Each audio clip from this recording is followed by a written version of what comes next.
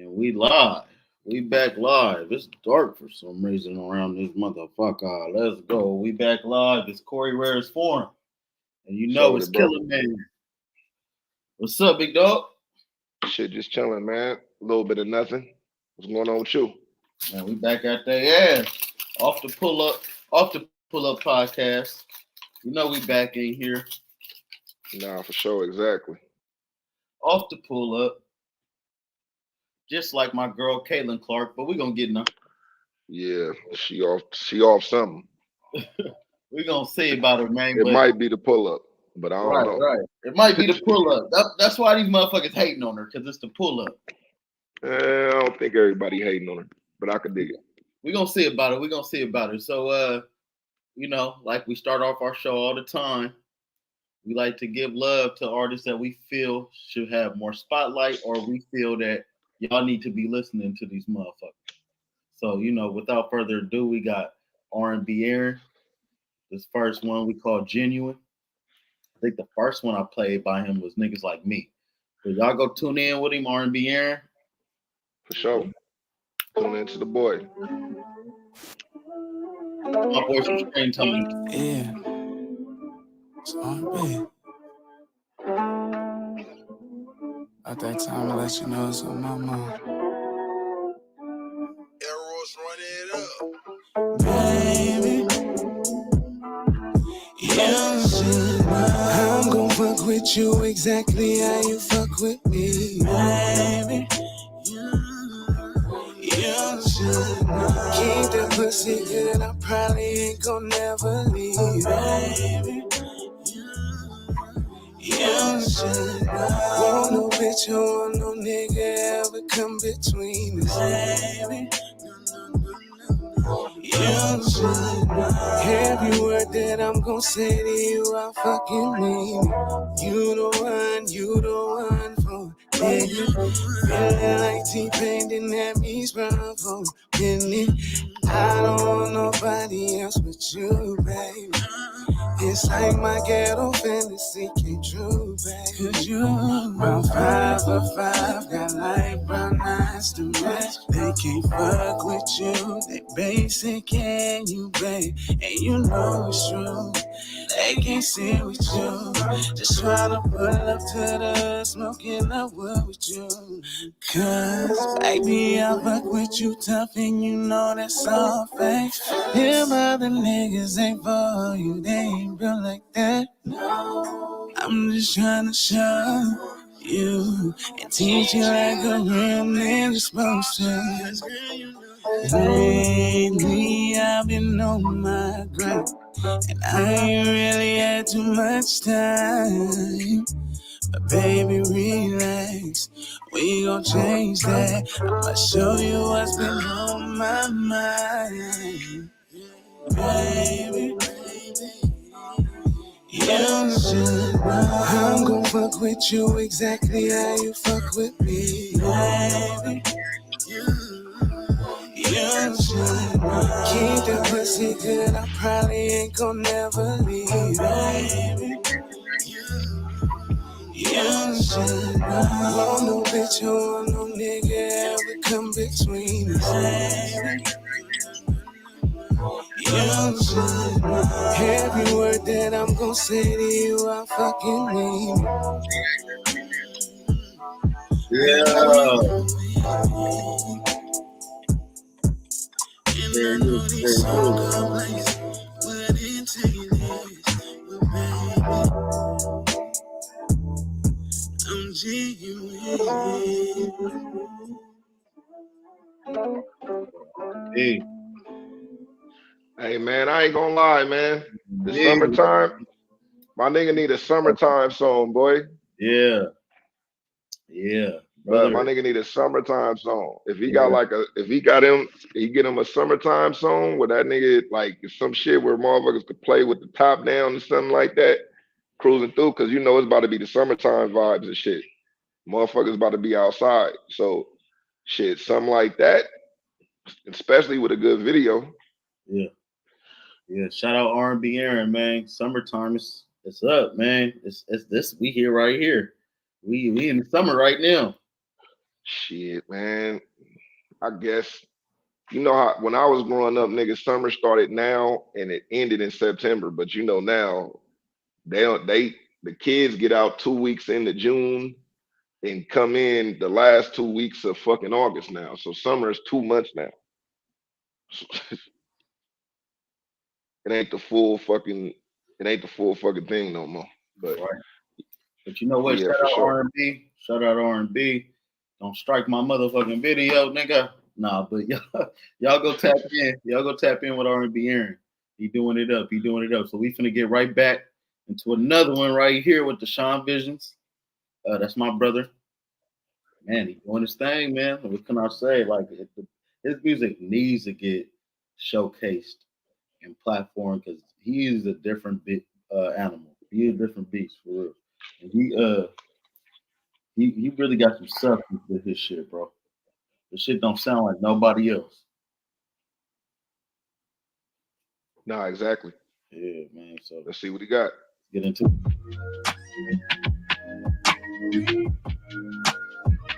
Yeah. Yeah.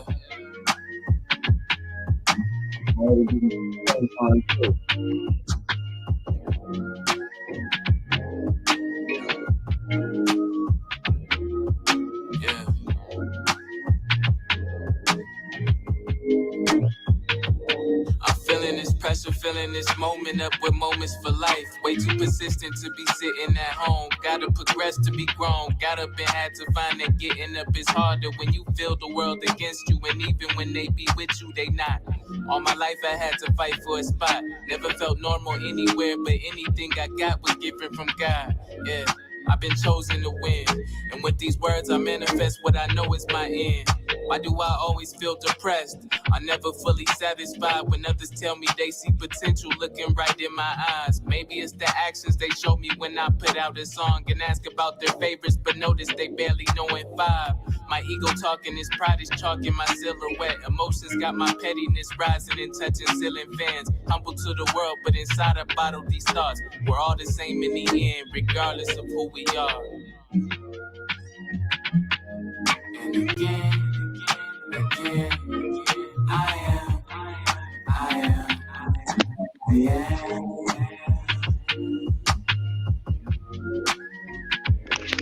And again,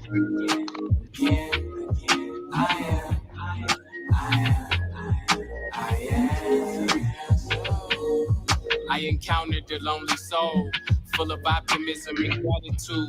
He didn't need a win for the attitude. Alpha dude was confident whenever he stood. Was polarizing from his vibe in every story that he told about his hood. Gained a new friend, but a brother first. Oftentimes agreed, but through the years had exchanged some words. Never had a father, but through him I felt what it was. To lead through a storm, we came from struggle, so to lead was to form a new commitment. Depended on what he said. Even if it's wrong, I had his back when I know it is. Used to watch him rap and talk about how the world is his. One day I grabbed a pad and never stopped trying to be like him until I was me. Years went by, my name was all through the streets. He watched me start and never stop while he was scared to release. Even through it all, I still thought he was better than me. I hope he finds the man that once helped me be. I hope he sees that it's impossible. And fuck excuses, you're unstoppable. My nigga, if you want it, go get it and fuck the obstacles. Show me what it means to be yourself and not the trends, regardless of who supports or the number of loyal fans. What happened to you? Partly I still wonder at times when I reminisce and remember things I bury inside, only to come up with an answer I forget that exists. No matter who you are or where you begin, we're only human. We only human. Sean Visions, man. That's a little bro right there, man. Sound good. He's doing his thing, bro. He got his own style. He's speaking clear and concise on it too. Nah, for sure. He going to go get the high quality shit. He sound like he sound polished. Sound like he ready, like a plug and play. You know what I'm saying? Like if he like just add water to that shit. You get that nigga a stage. Yeah, it's about time. Like he gotta take that on the road, man. People got to see that shit. Yeah, For real. that's why he out in Atlanta right now. Yeah, man. That's good, man. Yeah, Shit, Atlanta's a big market, man. Shout out to Sean Visions.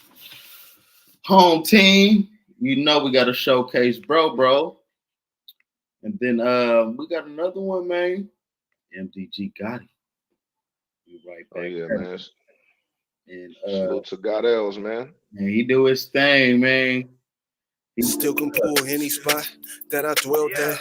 Fist fights, duck shells, and threw shells at RP blocks, turn the name into snapbacks. Any bitch I want, bet I smash that. Yeah, I'm a successful criminal. Stolen cars and blast through your section, liberal. I'm thugged out player in the rest ain't living soon. Size that, skip the talk, be the work and physical. I'm mentally insane for the bird breeding. Getting money so my mind, even when I'm sleeping. Psych, I stay awoke for the fettuccine. Bitch said I wish you would, I turned into a genie. Always got your hand out, you hella needy. Everything got a price, fuck. Arts and crafts on the Ave, building in the building. Do the math with this ice, I'm chilling when I'm chilling. Mob life, I make one call, I'm killing without killing. Yeah, bro, going crazy. So let's get into this video. What MDG got it? That's my dog. Sunko, baby. It's a ham ass beat. It's a ham ass beat. It's some strange time.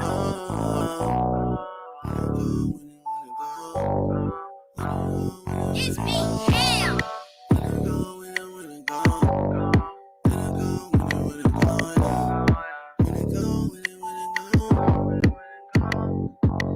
It's a ham ass. Tell me when to go. Tell me when to go.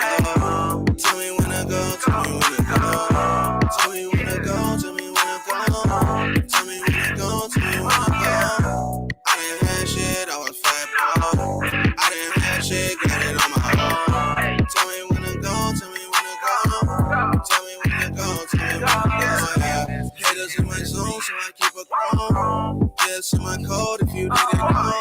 My niggas left me gone, left me all alone. So all my niggas toes off, I'ma put them on. Luxury money fees, big appetites. It's up and free, you lollipops can't match my hype. I'm Gotti God, bitch, I'm on top, that's satellite. These new kicks worth a brick of light. I'm from Oakland with the 5, I drew that. Sneaky like he goes sound, delinquent like VOI. Who that peeking through my window? Who that at my door now? Play with me, it goes down. I throw rounds, no rap shit. Tell me when to go, tell me when to go get active. You ain't about the action, prop guns up in your caption. Haters on the floor, haters on the floor. Tell me when to go, tell me when to go. Tell me when to go, tell me when to go. Tell me when to go, tell me when to go. Tell me when to go, tell me when to go. Tell me when to go, tell me when to go. I didn't have shit, I was flat, bro. I didn't have shit, got it on my own. Tell me when to go, tell me when to go. Tell me when to go, tell me when to go. You shot the same nigga, but I killed him. You knocked him for a bitch and gave a dick after the funeral. You talk for everybody. That's why I never love a bitch. Since I started flexing bitch, I've been so celibate. Sticking to these bullships, so I make it make sense. I'll get you out your body, like you laid on the rent. Multiple bodies, on the hammer, I'm never switching it. I'm a real hood nigga. I work the block, not a wrench. All gas, no brakes. It's forever on the bitch. If you stop before you go, you for solely on the bitch. Instead of being like Mike, you should be like Eclipse. Swear to God, I'm trigger happy. Tired of love the star shit. Try my hammer to it fully. Fell in love with the switch. I never rock a stock. It's a 30 on this bitch. When I'm really feeling low, I'll be gassed like a pig. Nigga, I'm my brother's keeper. If you blitz, I'll blitz. Oh, God. Tell me when to go, tell me when to go. Tell me when to go, tell me when to go. Tell me when to go, tell me when to go. Tell me when to go, tell me when to go. I didn't have shit, I was flat, bro. I didn't have shit, got it on my own. Tell me when to go, tell me when to go. Tell me when to go, tell me when to go. It's a ham ass beat.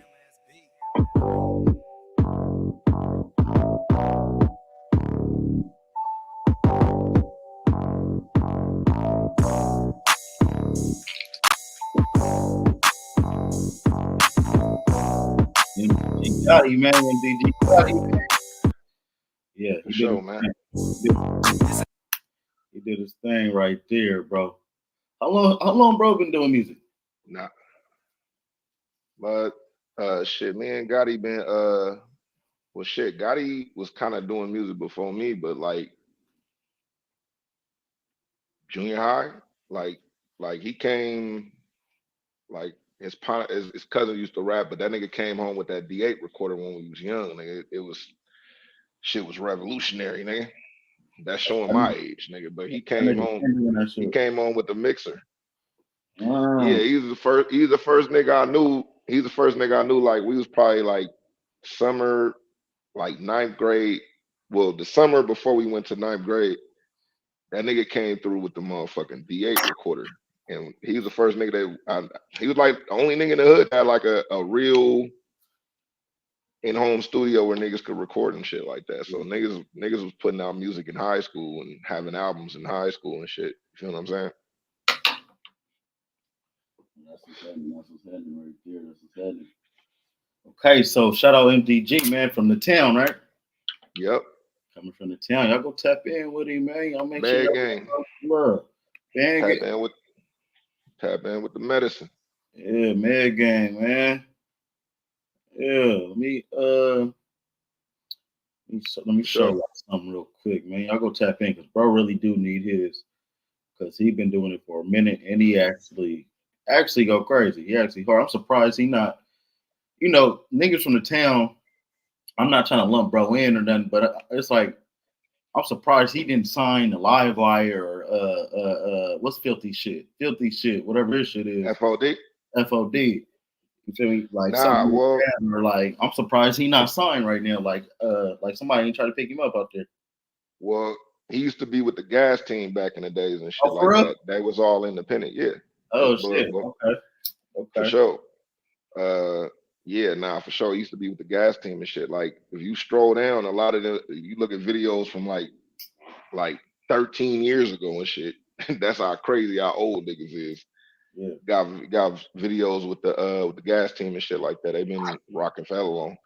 Yeah, shout out MDG, man. Mad gang. Hey man, hey, free the mob and free motherfucking Mac Blast, my nigga. Mac. Free Mac Blast. You remember the name. That's Mac. the song we gotta play one of the Mac Blast songs one of the times, bro. We could. We don't gotta be this one, the next one, or the one after that. We got well, I want to make a request. One of these, not this one. It don't even gotta be the next one. Just one of these times. We can play. This show like it's mine, nigga. Whatever you want to do. I'm already knowing. But you know, we damn near at it every day. So it's like current events. Is not to say niggas can't get back to niggas and shit like that, but it's current events shit. It's gonna turn up. It's gonna turn up eventually. I like these videos right here. I like that we highlighting our own people too. Maybe tomorrow, depending on who we can get on here, maybe we can do an interview with one of them too. Roman or Nah, for sure. Especially with Gotti.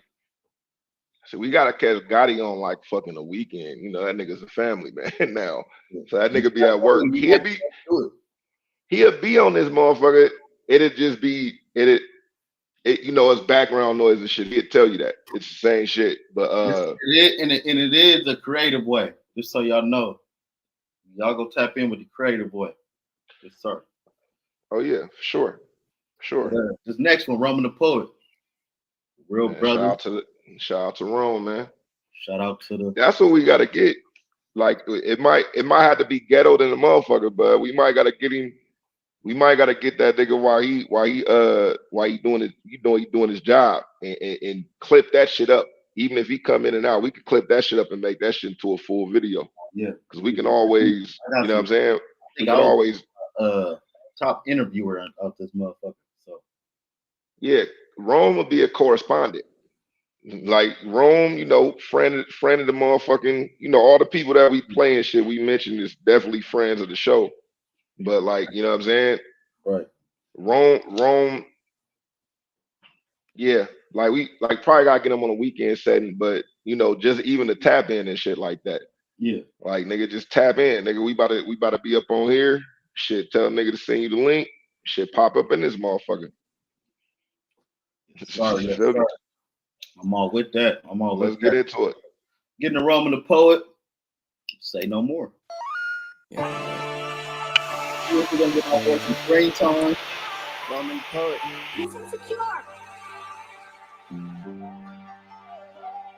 Hey, feel it in the air, talking about the hate. Love been gone. I seen the pain and the heartbreak. Street so cold, many nights feeling heartache. Candle lights coping with the hurt in the dark place. Yeah, I know the struggle seem broke, so let's talk plate. Came to be a stepper, still standing in the same place. Forever solid niggas know I'm rocking to my death date. Granny raised a soldier, how you think a nigga maintain? Looking through some wars since age been the campaign. Life's so sick, heart cold, hope for better days. Solid to the core, ask my niggas Roman been the same. 26 summers, straight thuggin', look how far we came. Black Heart Society, lost a lot, we gon' be okay. Seen the worst, ain't going back.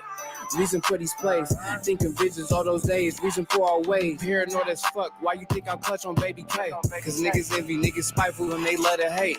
Real important, send the word, I get you wiped away. Pray for better days never came. Niggas talking about they want the fame. I'm trying to get this change. Shit, I'm trying to stack it up. Any nigga disrespect the gang, better pack it up. Ski mask flow, little nigga better bag it up. Curse since birth, y'all demons really after us. From an old school to a foreign, they ain't catching up, nigga. Really ain't no love, keep your weapon tucked. Seen a lot you knew, niggas ain't surprising us. Road runners on my side, hit you with the Midas touch. Baby, I just need the bag, I don't wanna fuck. Loyalty meet the world, love I can't trust. Loyalty meet the world, love I can't trust. Loyalty meet the world, love I can't trust. Loyalty meet the world, love I can't trust. Yeah, Roman the poet, man. That nigga did that. That nigga did that, bro. Nah, Roman one of those guys, man. I ain't gonna lie. Like, maybe I seem nonchalant just because I've been hearing this shit for a minute. So, like, it ain't. I know the world is hearing it, or whoever ain't in tune. But shit, like I said, like the newest motherfucker that I listen to like now for sure is your brother. But Rome, Gotti, you know what I'm saying? I done heard R&B and shit like that for a minute. Like I've been impressed, but your brother is real. Like he need a light shined up on him. I'm not saying everybody else don't. I'm just saying like he got something raw, like something real raw, and it sound polished. Yeah. I think all of the motherfuckers, if they get their shot, the real shot. I mean, the music is evolving, so it's a lot easier to put out shit, and it's a lot of wide range. But like everybody at this point, people got videos, you know what I'm saying? People got songs mixed and mastered, you know what I'm saying? Whole concepts behind it. Like motherfuckers is ready. Like every one of them motherfuckers can get signed and run. They just gotta let them niggas do their thing. They can't try to change them. Right. And you know they what? Gotta let them niggas do their thing. Just put a bag behind it. Right. And that's what I'm saying. I feel like each one of these artists just put a bag behind them, and there ain't no telling where they could take this shit. I'm not gonna lie, bro. I gotta play this back, bro. This gotta be my favorite video by Rome right here. Just everything in the background. Look at the star. Hey, look, what we gonna do? We gonna get the little. I'm gonna send you the rewind little clip sound, so it go when you about to play it back. I'm like, man, we gonna play this one back one more time. Yeah, I'm gonna send that sound effect. We gotta do that one. We're gonna get right back into this thing. Roman poet.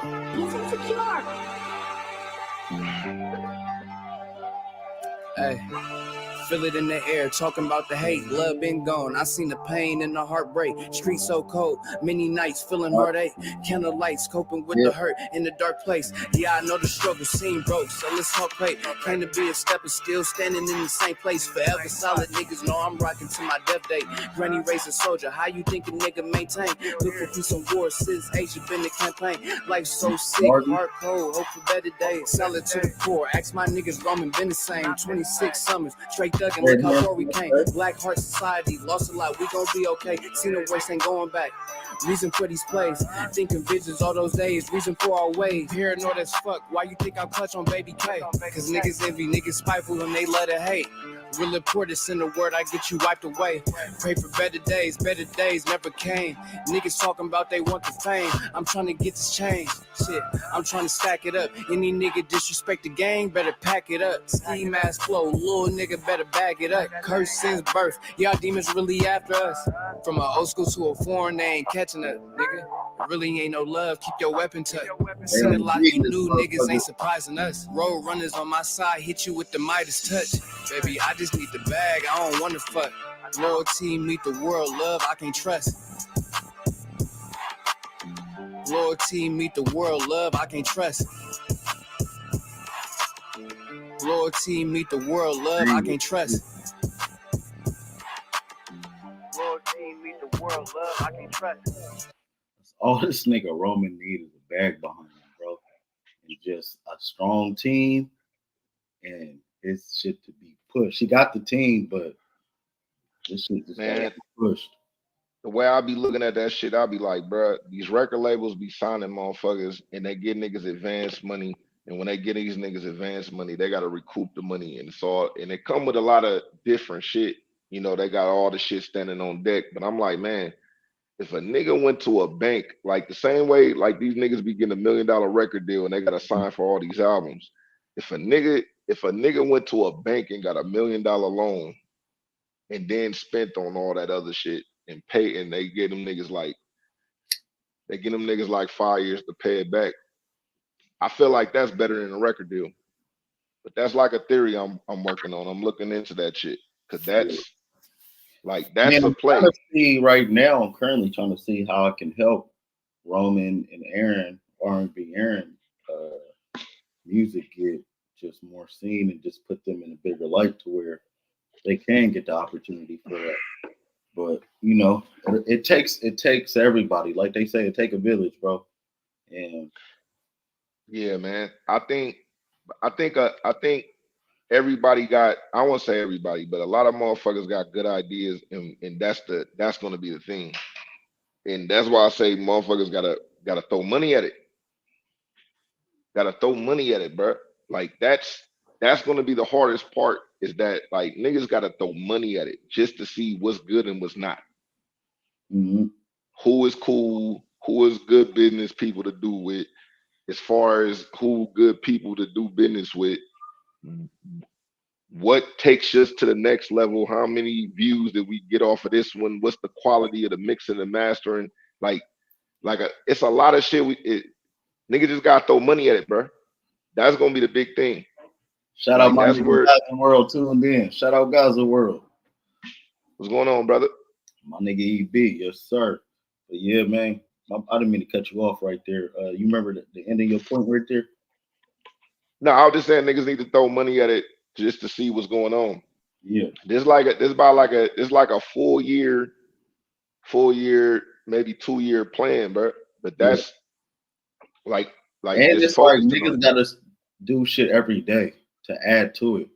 You know, not everything gotta be all up front. It's like we gotta push it in every single day, that build up, so we can make that brick house, so we can make that, you know, so we can do what we want to do, so we can build our community. You know what I mean? No, exactly. I agree with you. That's where the team is gonna take. That's where the team is gonna come in, because everybody, like, this ain't like when niggas was super younger and shit. Like now, like right now, it's like everybody got something going on. Everybody got a family. That's where the team is like. That's where the team is going to have to come in, because everybody not gonna be able to do it all the time. But niggas, everybody could put their brick in. You know what I'm saying? We go, you put a brick, I put a brick, you put a brick, he put a brick. You know what I'm saying? We do it over and over. We got a house. Like, man, you know what I'm saying? Like we just gotta put our brick in. Right. That's all it takes, and speaking positivity into it.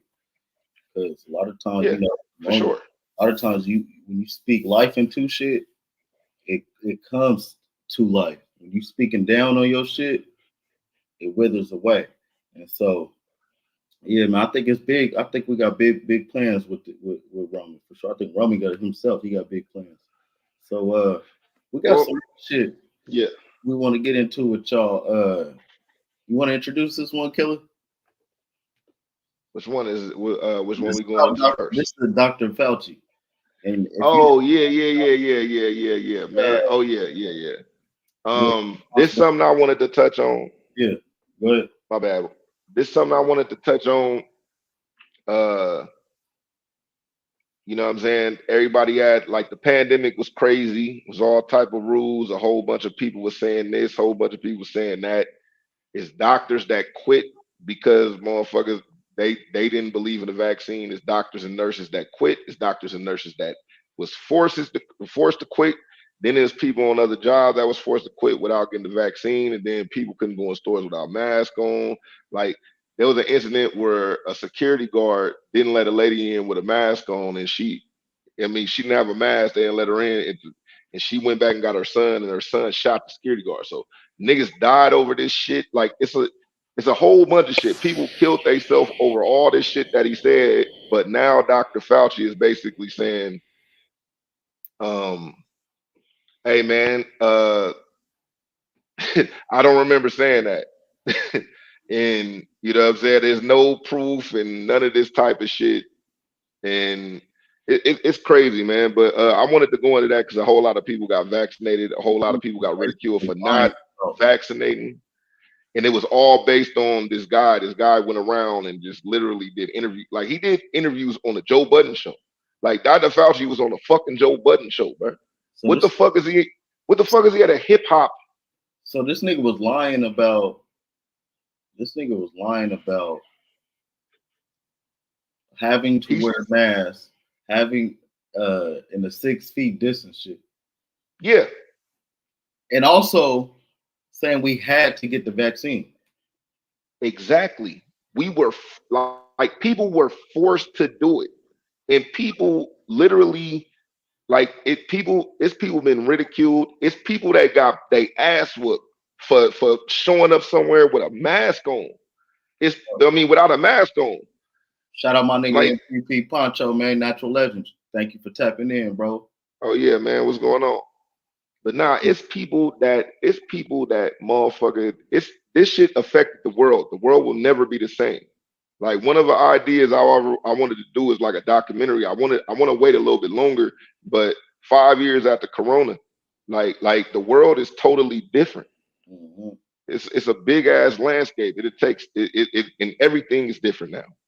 Like even with schools, like before COVID, little kids could get computers to be at home at school, and the school had to fund it, but you had to sign a paperwork and you had to go through it. Now all the kids are given fucking laptops to go home with. Nah, like this shit. That should make me think, am I able to sue? Because I was forced to get this shit to go to school. When I went to ARC for this medical shit, because I was trying to be a firefighter, like I was forced to get the vaccine to go to school. I couldn't step on school grounds without the vaccine. How you feel about that, man? Nigga, that shit. How you feel about them niggas? Like that shit is misleading, bro. Because that shit is like, one, I had anxiety about even getting it. I'm sure the whole world had anxiety about getting it.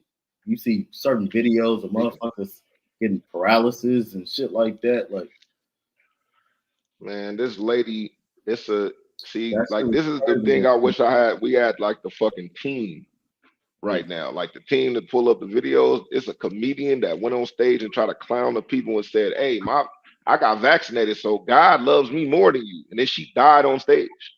Like literally died. And I know right after that had loved ones that died from this shit. But yeah, it's just like you forcing people into a certain thing. That's like China. Man, let's look at the video. Video after the video, I want to definitely go in. Like I definitely want to go into that because he was paid. He was paid money to go everywhere. Yeah. They sent him on a tour. We got this video right here from Sky News Australia, fair use.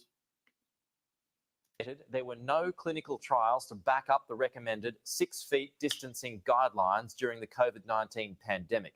The former head of the National Institute of Allergy and Infectious Diseases has fronted Congress for the first time since he retired from public office, where he was grilled on the origins of COVID-19. Retired. The man who became the face of America's coronavirus response has become one of the country's most divisive figures. For the first time since he left his job as the head of the National Institute of Allergy and Infectious Diseases, Dr. Anthony Fauci fronted Congress Fair for use. grilling. The accusation being circulated that I influenced these scientists to change their minds by bribing them with millions of dollars in grant money is absolutely false and simply preposterous. The hearing became heated at points. Do the American people deserve to be abused like that, Mr. Fauci? Because you're not doctor, you're Mr. Fauci in my few minutes. Pause it. No, I don't need. See, Bruh. you're not doctor. You're Mr. Fauci. Like, bitch. Because he retired. He retired. But why did he retire? Like, why did you suddenly want to retire in the middle of when you said there's going to be fucking, like, they're talking about COVID hitting in 2025 and 2026. Like, they're pushing that. So what's going to happen now? They pushing another shot right now, too. Dude, they're going to never stop pushing another shot. Like you can, flu shots every year. Yeah. And they're giving them away for free. You notice they're giving COVID shots away for free. People were standing in line to get them. Now they can't pass them out. Yeah. Like they selling niggas, hey man, if you get a COVID shot, we get you a pair of Jordans. What was it, like the Pfizer and the Johnson one or something? And Moderna. Moderna. There was another one, too, the third one that was a bad one. Moderna. Yeah. No, Moderna and Pfizer was cool, and it was and Johnson and Johnson. It is Johnson and Johnson. Johnson. Yeah. Johnson and Yeah, but listen. Yeah, I got the Pfizer. And that shit, and it's like, I didn't even have to get both them shots. But the thing is, the thing is about that is the shot was registered, was marketed as this the last shot you got to take in your life. Yeah. Then you took the shot, then you got to come back for the backup shot. Then it was, okay, you got the backup shot, you cool. Hey man, I know people been feeling sick. You want to come in for a booster? Okay, now we seen that there's other disease mixed with COVID. You want to come in with that shit? Okay, now we got RSVP. You want to come in for that shot? Like, that's how crazy it is. And the thing is, they can't make people do it, but they're making people, like insurance companies are being charged because they're not giving that shot out for free. Some of them shots they giving out for free because the store or the doctor's office get paid to give the shots out. But it's crazy, bro.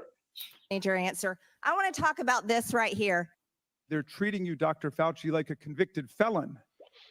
Actually, you probably wish they were treating you like a convicted felon. They treat convicted felons with love and admiration. Dr. Fauci admitted that the social distancing guidelines to stay 6 feet apart had no scientific basis. I said that it is not based in science and it just appeared. It actually came from the CDC. The CDC was responsible for those kinds of guidelines for schools, not me. So when I said that it just appeared, it appeared. Was there any science behind it? What I meant by no science behind it is that there wasn't a controlled trial that said compare 6 foot with 3 feet with 10 feet. So there wasn't that scientific evaluation of it. And hit back at any suggestions he was involved in any cover-up to try to discredit the lab leak theory. But I don't think the concept of there being a lab leak is inherently a conspiracy theory. What is conspiracy is the kind of distortions of that particular subject, like it was a lab leak and I was parachuted into the CIA like Jason Bourne and told the CIA that they should really not be talking about a lab leak. Thank you. I had no input into the content of the published paper. Bro, that nigga said, It was the CDC. Bruh. It wasn't me. Bruh. No. The bigger thing is what he said that information, he said that when I said it's not science-based, when I get the information up, the information was cool. The distribution of or the manipulation of that information is the problem. You want to know what that's saying? Them niggas censored people online for saying that shit is bullshit. Right. People got their pages took for saying that's bullshit. And that's what my guy right here just said in the chat. They even lied about the death rate of COVID, and they was doing that a lot inside the hospitals. I knew nurses that worked in the hospital that she told me like they basically a motherfucker come in from a car crash and die and say it's added to COVID. I'm not gonna even lie, but it's the same thing. What pissed me off the most is when they did that with DMX. When they did that with DMX, they do with DMX. But DMX got a drug overdose. He went to the hospital. He was in a coma. They tried to say that this nigga caught COVID and then he died. And they don't know if it's from the COVID or the overdose. It's like, no, it was from the overdose. If it was COVID, then y'all niggas is walking around with it, which I don't think y'all are, but maybe you are. Right. But they try to put that there, and that lets you know them niggas, man, it's people that like they showed, but there's videos of doctors' offices supposedly not having enough room for the patients, and they was putting dead bodies in fucking trucks, in the fucking freezer trucks outside of hospitals. Like, I remember all of this shit, but they acting like it didn't happen. Right. And now when this nigga come and say, oh, hey man, I never said that. It's like, what? Like, nigga, I clearly saw you say this. But right next to that nigga Trump. Bruh, Trump was riding. Now, do Trump look crazy? When that nigga, as soon as he caught COVID and everybody talk shit, that nigga left his house. He left the White House to ride around Washington with no mask on, just to say I'm cool. Like, this shit is still bullshit. Trump was always, man. Trump was just like, man, I don't know, bud. But let's finish it off. But that shit crazy. The second issue is a false accusation that I tried to cover up the possibility that the virus originated from a lab. In fact, the truth is exactly the opposite. While the hearing went over many aspects of how America handled the COVID-19 pandemic, the focus from many lawmakers was ensuring that the country is better prepared if another pandemic were to happen. Boom. Dr. Fauci, whether intentional or not. Boom. You could say boom. Boom, nigga. Like, look, I might have been talking some bullshit, right? It's crazy up out here, but the world is crazy. I might have been talking some bullshit, but hey, it still might be one in the future. Do you see how crazy that shit sounds? Right. You don't know about this one, but you know it's going to be one in the future. It's like, what are you talking about? It became so powerful that any disagreements the public had with you were forbidden and censored on social and most legacy media time and time again.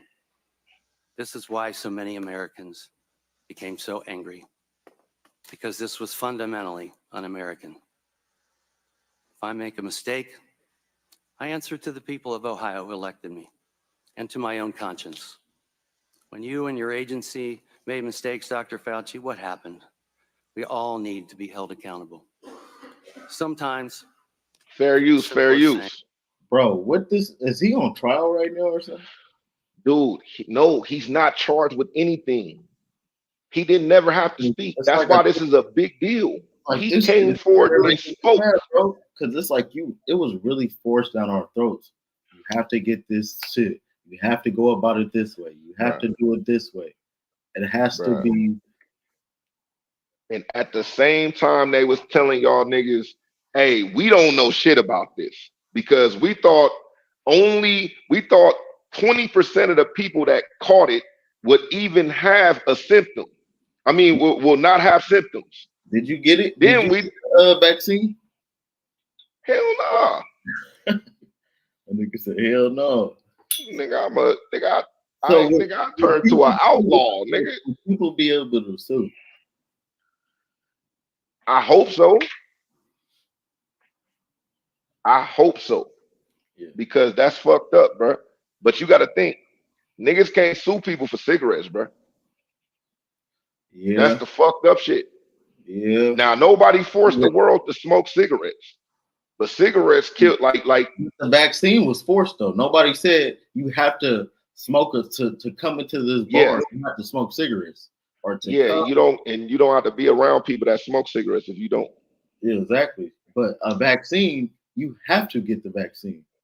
You have to get the, what's the name? Well, you have for like to a year straight. if you want to go to college. You No, have to see, get it if you want. See, you have to get it. That is but that's the loophole. That's the loophole. Was there some states or some cities where it was mandated and you had to? Because some places are different. Nah. It was a bunch of places. Like it's a like Florida didn't give a fuck. Vegas was, Florida Nevada was the first one, right? Florida, then Atlanta. In Atlanta, but what they did was, because what they said was, you can't, you gotta be what do they call it? Some type of worker, where like you're a worker that provides a service. Like if you're a plumber, yeah, if you're a plumber, I know what you're talking about. You know what I'm talking about. Like, but what they did was, Florida literally Florida and Atlanta classified musicians, actors, fucking sports players into them type of workers. So they got to work. That's when they like COVID didn't stop movies from coming out. Yeah, it slowed it down. It did slow down the NBA though, and the NFL because of Rudy Gobert. Yeah, and that nigga touching the mic and shit. And then the next day they find out he had COVID, and he gave COVID to all the people.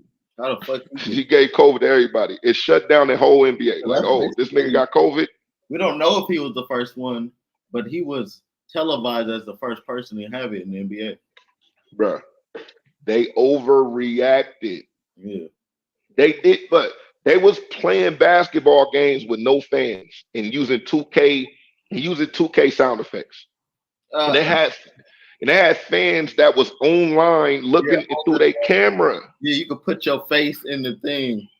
Yeah, like dude, this is what but that lets you know the season got cut off. And then they was like, nah, we gotta play some games. We gotta finish the season. And then they started the next year like 2 months later. And then they said, we're gonna take 10 games off.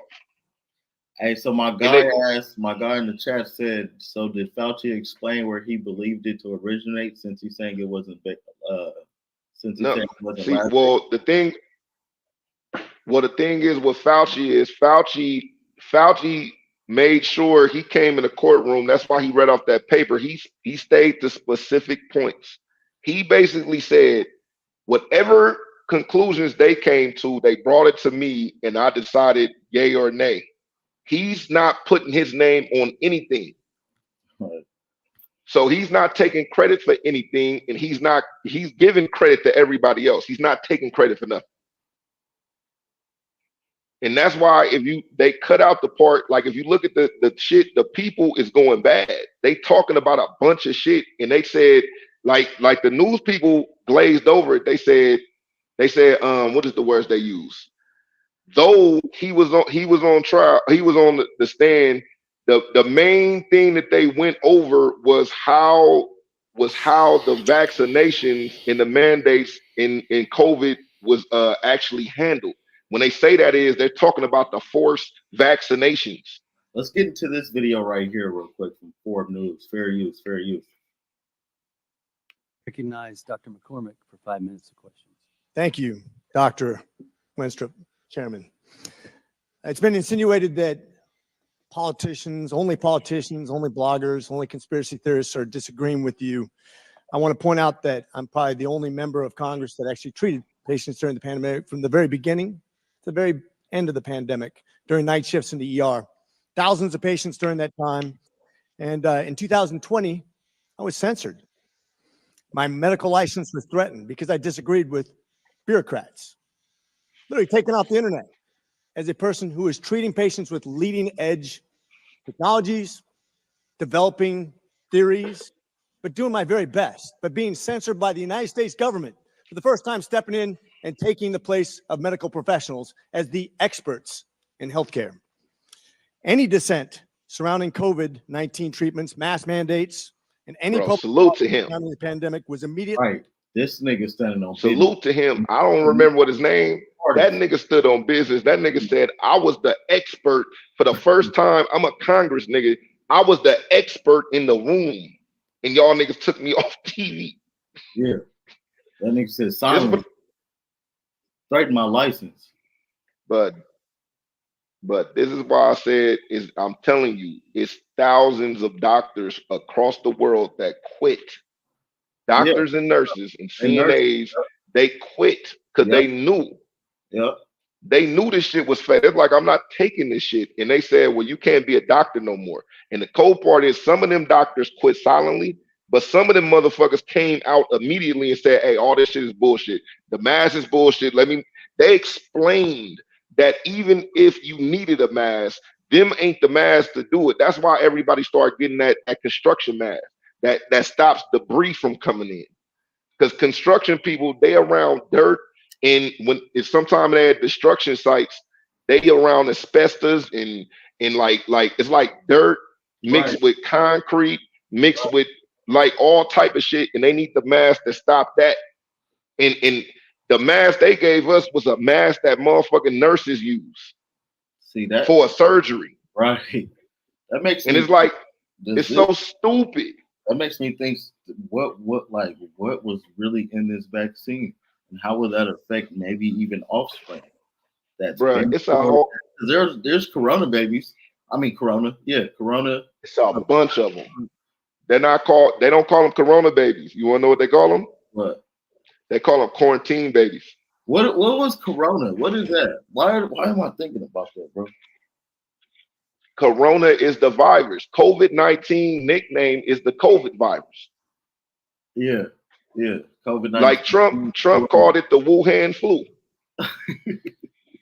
But look, that if you listen to the testimony, that's where Dr. Fauci was like, they said it came from this place. That's why Trump was sitting up like, dude, like, you don't know? It came from Wuhan, China, in a fucking laboratory. Right. Like we know that. The Chinese lady was like Trump an asshole, but the lady was like, what do you think about the corona shit? He was like, but why don't you go ask your people? He told the reporter, why don't you go ask your people? Why don't you go back to China and ask them motherfuckers how this shit feel? In China, if you look up China, they was snatching niggas out they home with fucking the same suits like the space suits on. If you didn't if you call corona, if they heard you call corona, nigga, them motherfuckers will come snatch you out your home with your kids and throw you in a motherfucking room with, like, I'm dead serious. I'm dead serious, bro. Like, but man, hey, family, if you still up on here, bro, I remember that shit. Look up. Yeah, I was seeing family. If you still up on here, look up how China handled if you was positive with COVID-19. They was tripping. Yeah. They was tripping. Imagine if they did that shit out here. Imagine if they did that shit in the US, bro. Bro, I promise you, if you look at the old videos when they was talking about that shit, it was a whole bunch of country motherfuckers. There was a whole bunch of people that's not from California, country motherfuckers like, bro, we got guns. Nigga, I wish y'all would come to my house on some shit like that. Like, niggas is ex-military. Like, bro, I promise you, bro. Yeah. Nigga, you crazy. Nigga, we'd defend this neighborhood. It'll be a shootout.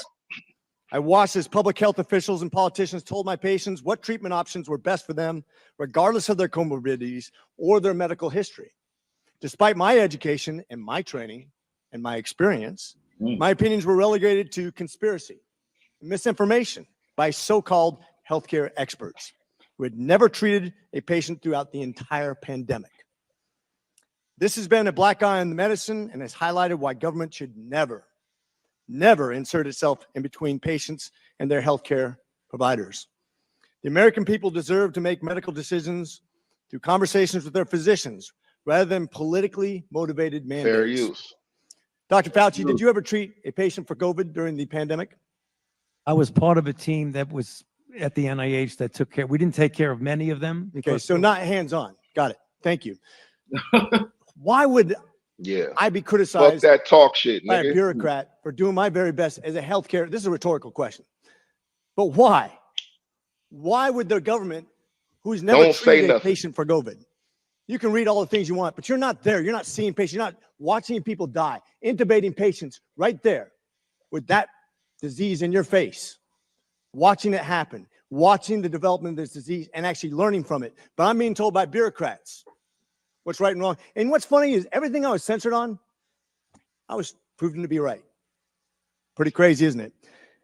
You said in an interview that you gave as part of an audiobook written by Michael Spector that you believed an institutional should make it Cheers, hard for man. people to live their lives so they'd feel pressured to get vaccinated. Could we run the audio clip on that, please?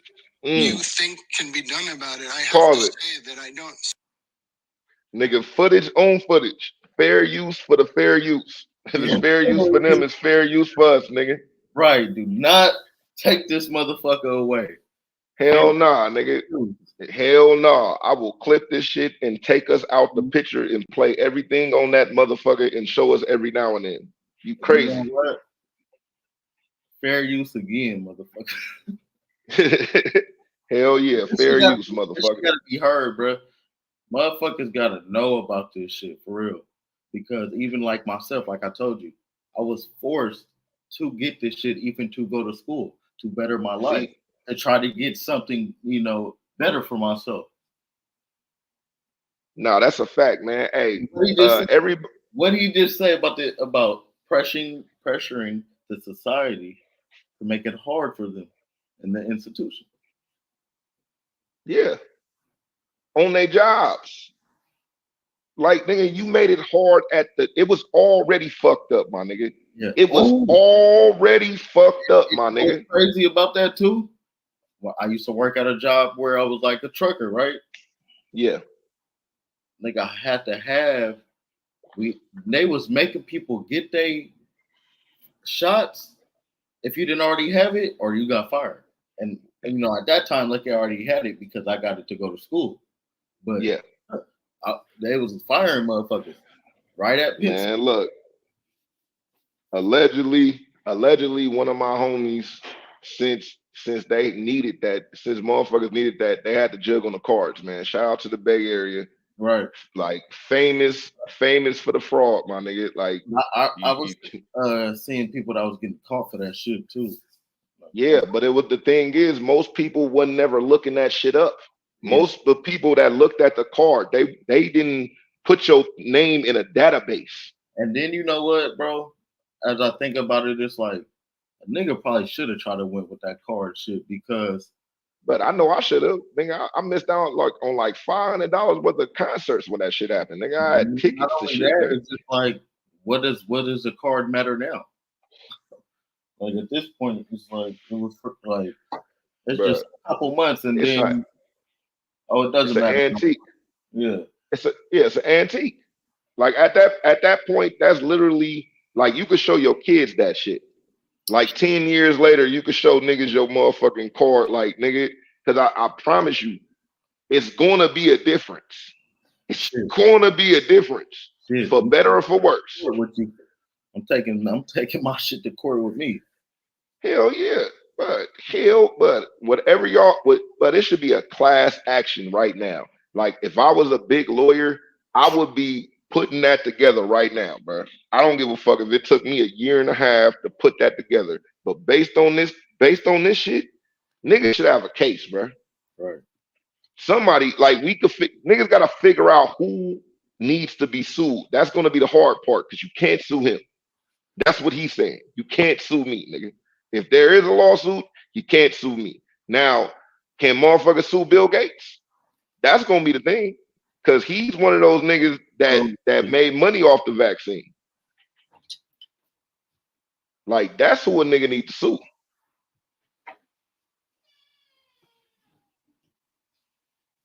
Especially people that got real damage.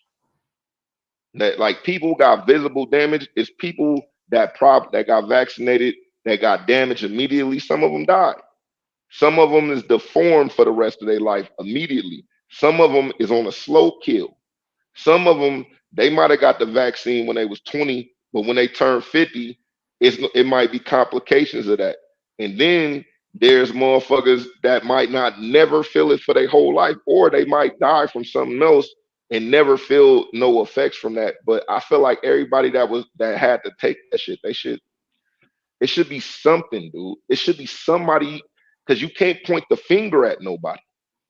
And once you point the finger at somebody, that's gonna be the cold part. Because once you could point the finger at somebody, now the next step is what's next? What's the next step of some type of compensation? He can't do it, but one of these pharmaceutical businesses, these motherfuckers could cash you out, even if it's a little bit, because niggas is gonna die with no money and no reaction from this, no repercussions. Because it's people that man, motherfuckers do not know, bud. We only 3 years removed from vaccines, like really 2.5. And it's people still taking vaccines to this day. And we don't know the science on the vaccine because they was telling motherfuckers, fuck you, nigga. Why the fuck do you care about the science? Now you a scientist. Y'all niggas, there's people that smoke crack that don't know nothing about the science. They was saying all type of crazy shit. They were saying all type of crazy shit. But now motherfuckers gonna act like nobody know what's going on. I don't know. And again, I ain't been vaccinated. Like, I got a crazy story with that, but I ain't about to involve anybody on no live or nothing like that, man. But like, that's real shit. People was saying crazy shit. People was like saying shit like, man, you don't love your family. You can't be around my mama. It's baby daddies that couldn't be around their kid because they baby mama took the vaccine and they was like, you can't be around my kid because Big Mama died from this shit. Or like, and the thing is, Big Mama probably died from that shit, or she probably died from something else. But we know that they was lying. They was lying about everybody that died on the shit. Like I said, they put DMX, they try to involve DMX name in that shit. Like it's wild, man. But it should be some type of repercussions for that. I don't give a fuck what nobody say. It should be some type of repercussions for that. Yeah, bro. I don't need no money. You're not lying. I don't need no money from that shit, but I want to promote that shit. Because niggas need something. Just more than just saying, hey, I did it, or hey, I ain't had nothing to do with it. That's the niggas that did it. Niggas need something from that, bro. Because again, I promise you, within the next 10 years, you're gonna see. I'm gonna say this shit on camera. When the next 10 years, you're gonna see motherfuckers, you're gonna see the effects. And like I said, it's gonna be some people that die immediately. It's gonna be some people that get fucked up, deformed. It's gonna be people that do the slow kill. It's gonna be somebody that when they turn 50, they might get some type of shit. There's gonna be a bunch of motherfuckers that it don't take anything. It's like, I didn't go back. Them niggas that's going back and getting like the 3rd and 4th booster shot, that's gonna be like, if they young enough, maybe it could be a part of their immune system. But if your immune, like, I don't know, it's people getting at that young age, they're trying to give it to kids. So it's wild. Yeah, Just trying to give my son that shit. If anything, they will be better suing the companies who said you have to have these vaccines to work, participate in whatever situation you had. Well, the thing is, a lot of the companies was only following federal regulations. It was passed at a federal level. And some jobs, like they said, hey, this is the requirements, but you don't have to have that. But that's what that most of the people that told people to put masks on, they said we were following federal guidelines. We're following federal guidelines because they made it seem like if you don't follow federal guidelines, you are not doing your best to keep your customers safe, and made it seem like you would be negligent. Couldn't even enter But it's stores people. without a mask. But people was playing baseball games in stadiums where, like, the World Series was played in a stadium with nobody in there. Like, nobody in there. Right. And that's all I'm saying. They don't really give a fuck about that. Playing sports is trying to get people to go back to the business as usual. Mhm. Let's normalize this as much. You watch football on Sundays. We ain't gonna stop the football game. The football game gonna be there. It just ain't gonna be no people in the stadium. Stupid shit. But yeah, let's get back into this, yo. See a big solution other than some sort of mandatory vaccination. I know federal officials don't like to use that term. Once people feel empowered and protected legally, you are going to have schools, universities, and colleges. They're going to say, you want to come to this college, buddy? You're going to get vaccinated. Lady, you're going to get vaccinated. Yeah. Big corporations like Amazon and You heard that, nigga? lady, you're going to get colleges. They're going to say, you are going to have schools, universities, and colleges. They're going to say, you want to come to this college, buddy? You're going to get vaccinated. Lady, you're going to get vaccinated. Yeah. Big corporations like Amazon and Facebook and all of those others are going to say, you want to work for us, you get vaccinated. And it's been proven that when you make it difficult for people in their lives, they lose their ideological bullshit and they get vaccinated. Thank you. Are all objections to COVID vaccinations ideological bullshit, Dr. Fauci? No, they're not, and Thank that's you. not what I was referring to. Well, in reference Yes, to that making it hard for people to get educated. You're lying. bruh. You want to know why he did that? Because that's he playing the game where he don't never want to be on record as agreeing to it. Right. It's like when a cop come to you and say, "Do you understand that you under arrest?" If you say no, they gotta explain it to you again, and you can object to it. But you know that shit don't work for niggas, so I get it. But that's Case, basically what he did. Traveling, working, I'd say it very much was in context. And I take great offense to this.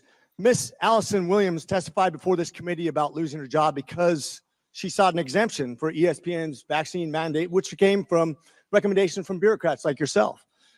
She and her husband were actively working with a fertility expert, a physician, on how to get pregnant, and agreed with the premise that she was young, healthy, wanted to get pregnant, and shouldn't get the vaccination for medical purposes. But she was fired because you made it hard, just like you said in your statement, because you didn't want to make sure that the ideological bullshit got in the way of her working, of living her life, of making a medical decision with her healthcare professional. I think America should take great offense to this. That's exactly what you meant when you said making it hard for people to live without getting a vaccination. Right. You affected people's ability to work, travel, be educated, to actually flourish in American society, to self-determine, as we're all given God-given rights. Shame on you. Dr. Fauci, you've become Dr. Fear. Americans do not hate science. I don't hate science. The American people hate having their freedoms taken from them. You inspired and created fear through mass mandates, school closures, vaccine mandates. Bro, people did suicide because of this shit, bro. That's what I'm saying. But it's this shit goes so Mandates hard. that have destroyed the American people's trust in our public health institutions. This fear you created. You got to go back a Continue to have couple ripple seconds. effects over generations that have destroyed the American people's trust in our public health institutions. Right this there. fear you created. You made niggas more. Hold on, let me get a little stop real quick. Just real quick. Yeah. You made niggas scared to go to the doctor, nigga. Right. You made niggas scared that niggas with the vaccine and niggas without the vaccine, you made them scared to go to the doctors. When he said public health institutions, you created distrust between the citizens and the public health institution. So they don't even trust their doctors, even though there's always been a thing in there to not trust your doctor all the way. That's why personal doctors are a good thing, but it's hard to have, especially when you don't have no money. But you made people with no money and just was going. They don't even want to go get a checkup. And then niggas start challenging their doctors. It's one thing for you not to all the way trust your doctor, but when you start challenging your doctor in his face or her face, like I don't know. See, this the thing though with that. But this the thing though, when doctors start doing shit under Obamacare, telling them off. Is my shit cool? No, doctors start telling. Okay, cool. Can you hear me? Yeah. Nah, I said doctors start telling motherfuckers, we can't see you. You got to go online. If you got a disease that is curable, you can go online. We'll give you some of this shit. And then COVID came around the corner. So it was a whole bunch of motherfuckers that was already on that regimen, if so to speak. It was people that was already on that type of time because they doctors was like that. And then was people with healthcare. Right. So people that didn't have healthcare, that's sitting in the emergency room for like 5-6 hours with a gunshot wound, like it's going to be crazy. It's even worse. So yeah, you inspired and that's created fear through mass mandates, school closures, vaccine mandates that have destroyed the American people's trust in our public health institutions. This fear you created will continue to have ripple effects over generations to come. You have already seen its effects in education, in the economy, and everything else. Quite frankly, you said, if you disagree with me, you disagree with science. Dr. Fauci, I disagree with you because I disagree with fear. And with that, I yield. Damn. Serve that nigga. Serve that nigga. What's that man name? What is that man name? I might got to get him on the shirt. Rich McCormick. Hey, Rich McCormick. Hey, man, salute to you, brother. Hey, Thank you for saying, you said everything, nigga. Fuck that. Yeah, he was in his, hey, that's a rare form moment right there, nigga. Yeah. That nigga was in rare form right there, nigga. I thought he was about to turn to a Super Saiyan out there, nigga. That's fucked up, bro. This shit fucked up. Yeah, that's some bullshit. Zoom calls for the doctor visits, for real though, bro. This shit crazy, man. Curfews and 6 feet dissing and quarantine and they had niggas FaceTiming their doctor. You know what? My girl had COVID and she was at my spot. Oh, shit. But what's crazy is she took the room and I went out to the living room, let her take the room. Yeah. But I was still bringing her food and helping her out. And I didn't catch COVID. But I feel it. The thing is, we don't know what's in them COVID tests, bro, because we still don't know what COVID is. Yeah. Like, we don't know what the fuck COVID is. And why did we catch 19? Why we didn't catch COVID 1, 2, 3, 4, 5? We caught 19. 19 just happened to be the worst. And then you look up COVID-19 is the patent number. Who the fuck made this shit? Maybe it's the 19th clinic trial, and that's the one that they used. Man, look, that would be cool, but I don't get a government that type of shit because they would have said that shit by now. I think that shit, I think COVID is a new thing and they just made a bunch of them and 19 is the one that hit. Because you got to think, they were saying we ain't know nothing about this. And then next thing you know, they was like, well, we've been studying this shit for 10 years. It's like, you've been studying this shit for 10 years? I think many of fuck us are in the you talking committee are about? really disturbed by Very good. revelations to This this is committee PBS. that there were officials Now, at this last NIH video we can that get into right here. deleted government records, they deleted personal, or they used personal This shit is information, personal. This shit is just so interesting how it's like, so now it comes out that this nigga is actually lying, and so he's supposed to take the fall for all this. No, it's not that it just now came out that he's lying. This is the first time he's ever went in front of, like, that's why they said, like, dude, you can't do no interview and talk about this. You gotta come on the record. That's why all them judges, like, he's in the courtroom, he's not on trial, he's not giving a deposition or anything. He's speaking because they wanted him for questioning, Right. and he agreed to it. So he's speaking on it. That's why the thing is, he's not under no type of arrest, or he's not on trial, but he can definitely incriminate himself. Right. And his job was to go in there and to take as much. Killer, you kind of Yeah, but anyway, we played the video. Let's see I just want to see emails to what's going on. communicate and circumvent freedom of information laws. So I just had a couple questions about.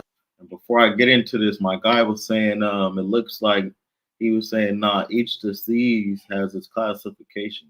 So SARS is COVID, coronavirus is COVID-19. So I guess even the disease SARS is a COVID. So I don't know what COVID number that is, but it's some COVID number. So COVID-19 just happens to be coronavirus. Okay. So That's what I mean. That's why I said, like, it COVID 1, COVID 2, but that's good information. I didn't know that. I didn't know that was. Salute to you, brother. I didn't know that. Shut up, my nigga. Did you delete any I like the emails or feedback, records man. related to the Wuhan lab or the origins of the virus? No, I did not. Okay. Dr. Morins said in a May 2021 email, he indicated that he was connecting people to you in a, quote, secret back channel. Do you know what he was referring to?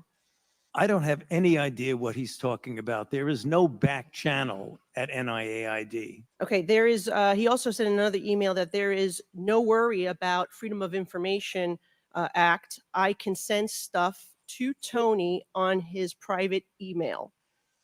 Did you communicate with anyone relating to anything regarding NIH or with Dr. Morins on a private email? I do not do government business on my private email. Okay, so have you communicated with Dr. Morins via private email, even if it was not necessarily your definition of government business? It might have been because, as I mentioned in my opening statement, one of his functions is to write chapters, medical scientific chapters with me. So it is conceivable that I communicated with him on my private email when we were writing a chapter, and that was not official. What about Peter Daszak? No. Okay. I just want to clarify for the record, because today you testified that you did not suppress the lab leak theory, yet in the past you have said, quote, it is a distortion of reality, unquote. You've said, quote, I've heard these conspiracy theories, and like all conspiracy theories, they're just conspiracy theories. That's what you told the American people. And so would you like to clarify what science were you following then versus now? No, I've also been very, very clear and said multiple times that I don't think the concept of there being a lab leak is inherently a conspiracy theory. What is conspiracy is the kind of distortions of that particular subject, like it was a lab leak and I was parachuted into the CIA like Jason Bourne and told the CIA that they should really not be talking about a lab leak. Thank you. That's the conspiracy. Appreciate that. Dr. Fauci, how much have you earned from royalties from pharmaceutical companies since the pandemic began in 2021? Zero. It says NIH scientists made $710 million in royalties from drug makers. You're saying that you did not receive any of the $710 million. On COVID, I received, I think, $122 for a monoclonal antibody that I made 27 years ago. Okay, so just in general, though, how much have you received? Not related to COVID, just in general, how much have you received in royalties between 2021 and 2023? I think none. Okay, so somebody received the $710 million. Somebody did, but not me. You didn't receive any royalties. Okay. I mean, I see no royalties associated with COVID. I mentioned. Yeah, I said. No, I want. No, I just said. I'm on the record, and I want to make sure that this is clear. That I've developed a monoclonal antibody about 25 years ago that's used as a diagnostic that has nothing to do with COVID, and I receive an average of about $120 a year from that Okay, patent. but the bottom line here is that scientists at NIH did receive $710 million in royalties. And I guess my question is, don't you think that if these experiments are made using American tax dollars, that any of those royalties, this nearly billions of dollars, should be going back to the American taxpayer, not in the pockets of the scientists? Do you believe that's a law that we should consider changing? If you want to change the patent laws and the Bayh-Dole Act, then go ahead. Okay. But that's not for me to Well, say. I'm asking your opinion. Okay. Well, anyway, moving on. I just want to say that, we know billions of dollars have been funding these animal experiments, both here domestically and in foreign lands. I'm very troubled by the cruel, horrific animal research that has been done on U.S. land. And Yeah. So, yeah, man, what you thought about that, Killer? Oh, what you thought about that, Killer? Oh, nigga, I listened to the whole thing. Like, cuz said he made $100 off COVID. That shit is crazy to me. That nigga said I made $100. I don't know what y'all talking about. 700, and he said I made it off some shit I made 27 years ago. Right. I didn't make it off the real. So you made $100 off of COVID, off of some shit you made 27 years ago. Right. Yeah, man. This So, shit is crazy, bro. We got some more to get into with y'all, man. We want to get into some shit. That nigga said he made $102. You know, niggas up there doing, it's crazy shit going on everywhere. This nigga right here caught smoking weed in a virtual courtroom. And we finna get into this video. This video is from A&E, so we're gonna react to this real quick.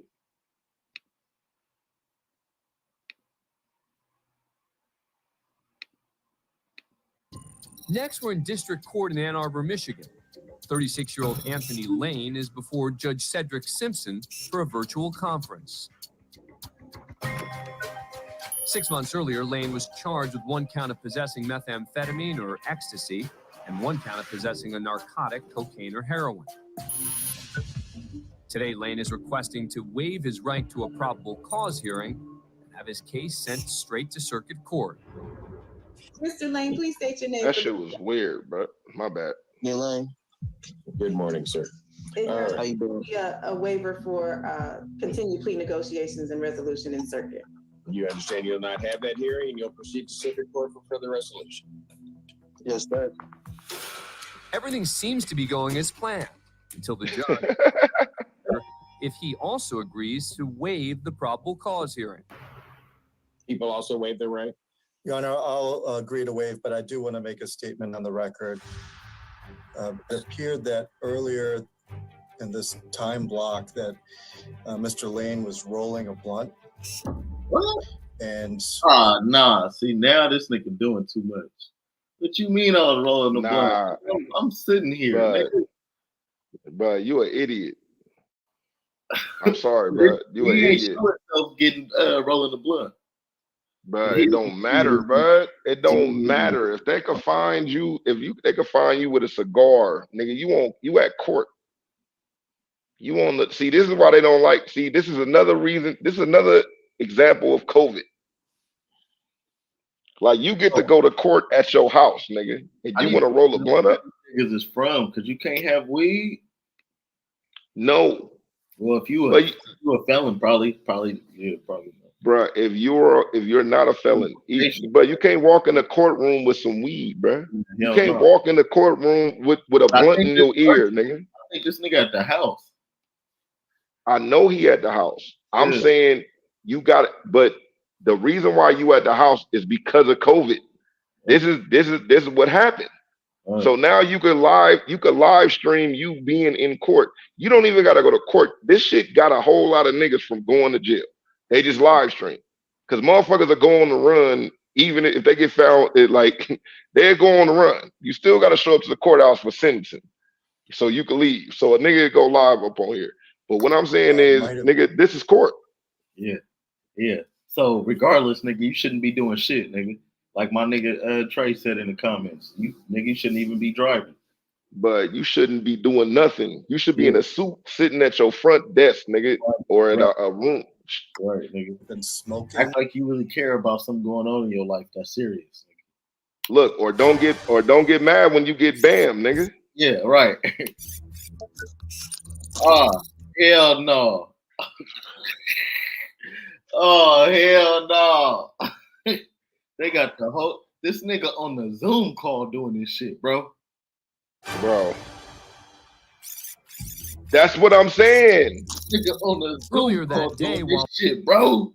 But that's what I'm saying. Oh, niggas, man. But why are you rolling weed? You can't wait till this shit is over with. You can't wait an hour. You can't wait an hour, my nigga. You already showed up in the hoodie. This is the district court. This nigga's from the court. Whoever the fuck this person is, or maybe they got court too or something. But this the judge. The judge is one of these top ones. But they in a Zoom. But like, trust me, if you showed this shit to niggas in 2014, they'd be like, "What? You mean to tell me this nigga rolled up weed when you could go to court from your fucking living room?" Man. Like niggas, but a nigga would have been getting caught playing PlayStation before they got caught rolling up weed. Right. Nigga can't like niggas not about to be on no weed in the courtroom. They can't wait an hour to roll up. I gotta get this ready.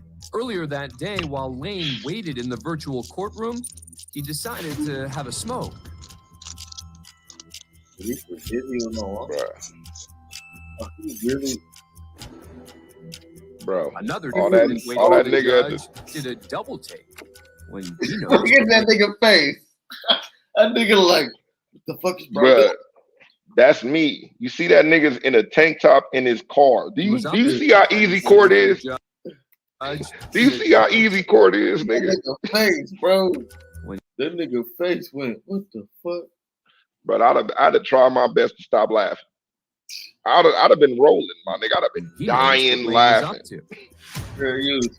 While recreational marijuana use is legal in Michigan, Lane is out on bond and strictly prohibited from taking any drugs or controlled substances. And you know you won't. Lane looked cautiously out the vehicle's window, but paid no attention to the phone in front of him that was broadcasting what he was doing, not only on the internet, but directly to the court. And you know. Then you smoking. He continued smoking during the session and flaunted the blunt up close while Judge Simpson was handling other cases. Oh, hell no. Court staff want to go down. Bruh. Feel bad for the this nigga looked crazy when he said he was on live smoking rolling. Bro, I ain't gonna lie, bro. I didn't feel bad for nobody that got caught with any black man, but nah. You out on bond? I didn't get. It's niggas that don't get bond. You out on bond, nigga. You running the and mill, informed nigga. the prosecutor. Your Honor, given that information, I guess we need to adjourn the PCC so Mr. Lane and I can speak further before we wait. That's the PO. I think that might be wise. She's the Mr. PO. Understand what's happening now? Yeah. As part of his bond conditions, Lane is also supposed to be taking regular drug tests. When's the last time you tested? 2 weeks ago. You were supposed to be testing 2 times per week. I tested back to back. That sounds stupid. Okay, but have you tested this week? No, sir. I'm also going to order that you're to report to Community Corrections today for a test. Your Honor, I have no ride today. Well, you better find somebody to get you a ride down here. Better hobo I'm your ordering ass a up test. there, nigga. You're the one that brought this on yourself by what you did. So I'm ordering a test today. Okay, you- so You're the one today, motherfucker. Get your Yeah. ass down there, nigga. Bruh, and the cold part is, I bet you some of the, it's some black judges that be like, fuck these niggas, I got this job. Like, he look like, man, why you making me have to do this, bro? Like, he ain't even looking at that. He doing a little OG look like, yeah, man, so when the last time you tested? I'm on camera, my nigga. Like, I gotta do this now. You smoke, I can't make, your PO is on camera. But your PO is on camera, the judge is on camera, and the prosecution is on camera. You don't got no lawyer there. Right. And another nigga that got to see the judge is on camera and seen your ass. And you like smoking. Like, that shit crazy, bro. Yeah, And the that's PO didn't today. even see it. The PO was like, for real. But as the judge moves on, Lane lingers on the call and lets out a laugh. Oh, hell no. You keep laughing, Mr. Lane. I don't think you want to do that. Not with me. You better take yourself off before you think things are too funny. Thank you. I wasn't laughing at you, sir. I wasn't laughing at you, sir. Yeah. But you should have held your laugh, man. Case People versus Chandler Langston. Lane never made it to community corrections that day. Of course nor he did did. appear at his next conference. Of course he did. A warrant for his arrest and revoked bond. Damn. His case remains open. That nigga Of course remains he behind did. bars. Thanks for being And that nigga remains behind bars. That's some weird shit, bro. That's Crazy, some bro. weird shit, bro. These niggas be crazy, bro. Yeah, that shit is wild, bud. Like, you gon' see this. See, this the thing. Like, people that's really ready to go on a run don't even do that. Yeah. They want a head start. Yeah. They just not gonna show up to court, my nigga. Like, I promise you, it's a whole bunch of niggas that showed up to court or got forced to take the court. They got like, nigga, if they was gonna test dirty, they just didn't show up and they was on a run for however long. And when they got brought in front of the court, nigga, they dreads was long, they got a beard, all type of shit. Nigga, you ain't about to just like, if you're not gonna be on camera and do that, bro. Like, I don't care where you think you at. I'm laying in the bed at my house. I'm walking around my neighborhood. Like, why are you walking around the neighborhood when you on the fucking phone with a judge, bro? Right. Man, if you don't care, you just shouldn't show up. You shouldn't show up and do some fuck shit. And then, like, you supposed to stand on that laugh, nigga, if you was gonna laugh. Yeah, if you was gonna laugh, nigga, you might as well did it all the way. Just stood on it, like, cause you wasn't showing up anyway. Right. You wasn't gonna show up anyway. Like, why did you stay on camera? They said he stood on camera longer than he had to. All you had to do was click off. The judge said, nigga, click off. You need to get off the camera before you think shit is too funny. Like, that nigga gave him that nigga tried to help him. Like, bruh, you need to get off the camera. Already know you not gonna show up, but I'm not gonna say that. I'm gonna be professional. If I was a white dude, or I don't even say a white dude, that was racist. Not a white dude. But if that would have been somebody that didn't care, they would have just sent the niggas after him. Like, oh yeah, stay on the phone. We got to talk to you, and send the police to your house, nigga. Like, where you at again? Yeah, bro. That shit is crazy, bro. Looks like that nigga said fuck his living. I mean, it's like he said fuck living. But that nigga been out of jail for 2 weeks and went back because he smoked weed on a fucking live camera with the judge. And he paid a bond. Somebody bonded him out. And you out for 2 weeks. And you still have an open case. When they caught you and locked you up, you still got an open case. Yeah. Yeah, bro. That shit is crazy, bro. So yeah, I can't fuck with it. What you feel? How you feel about Trump coming back? I'm not gonna vote. I just want to see. I've all. never voted. I've never voted, even when I could vote. I'm pretty sure if I try, I could, but I'm not voting. I voted for Obama. I felt bad. I felt bad that I didn't vote for Obama, and I could. It was before I got locked up, but it made me look into the. It made me look into the Illuminati and go down the rabbit hole. Like I went down the rabbit hole years ago. So That nigga ain't do shit for us anyway. And it's not that he didn't do shit for us. It's just that he didn't try. I felt like he tried harder with the Asian hate shit. He tried harder with the LGBTQS GPS shit. You feel me? He didn't really. Huh? What you mean with the LGBT? Like just passing different laws and shit for them versus like I didn't see him really do shit for black people like intentionally. Well, the thing is, he the president. Yeah. The thing is, for Asian people with the Asian hate shit. But Asian, that wasn't Obama. That was right after him. That's Biden. That's Biden. That's Biden. Yeah, that was Biden. That wasn't. But Obama wouldn't put his hands in no type of shit like that. Yeah. LGBT. All he ever said like was, free love. Like, and he passed laws for him. All presidents pass laws for LGBT. Mm-hmm. The problem was marriage. And then they got all the biggest thing with LGBT is kids, like them being able to shoot kids up with hormones and mutilate kids. That's the biggest problem.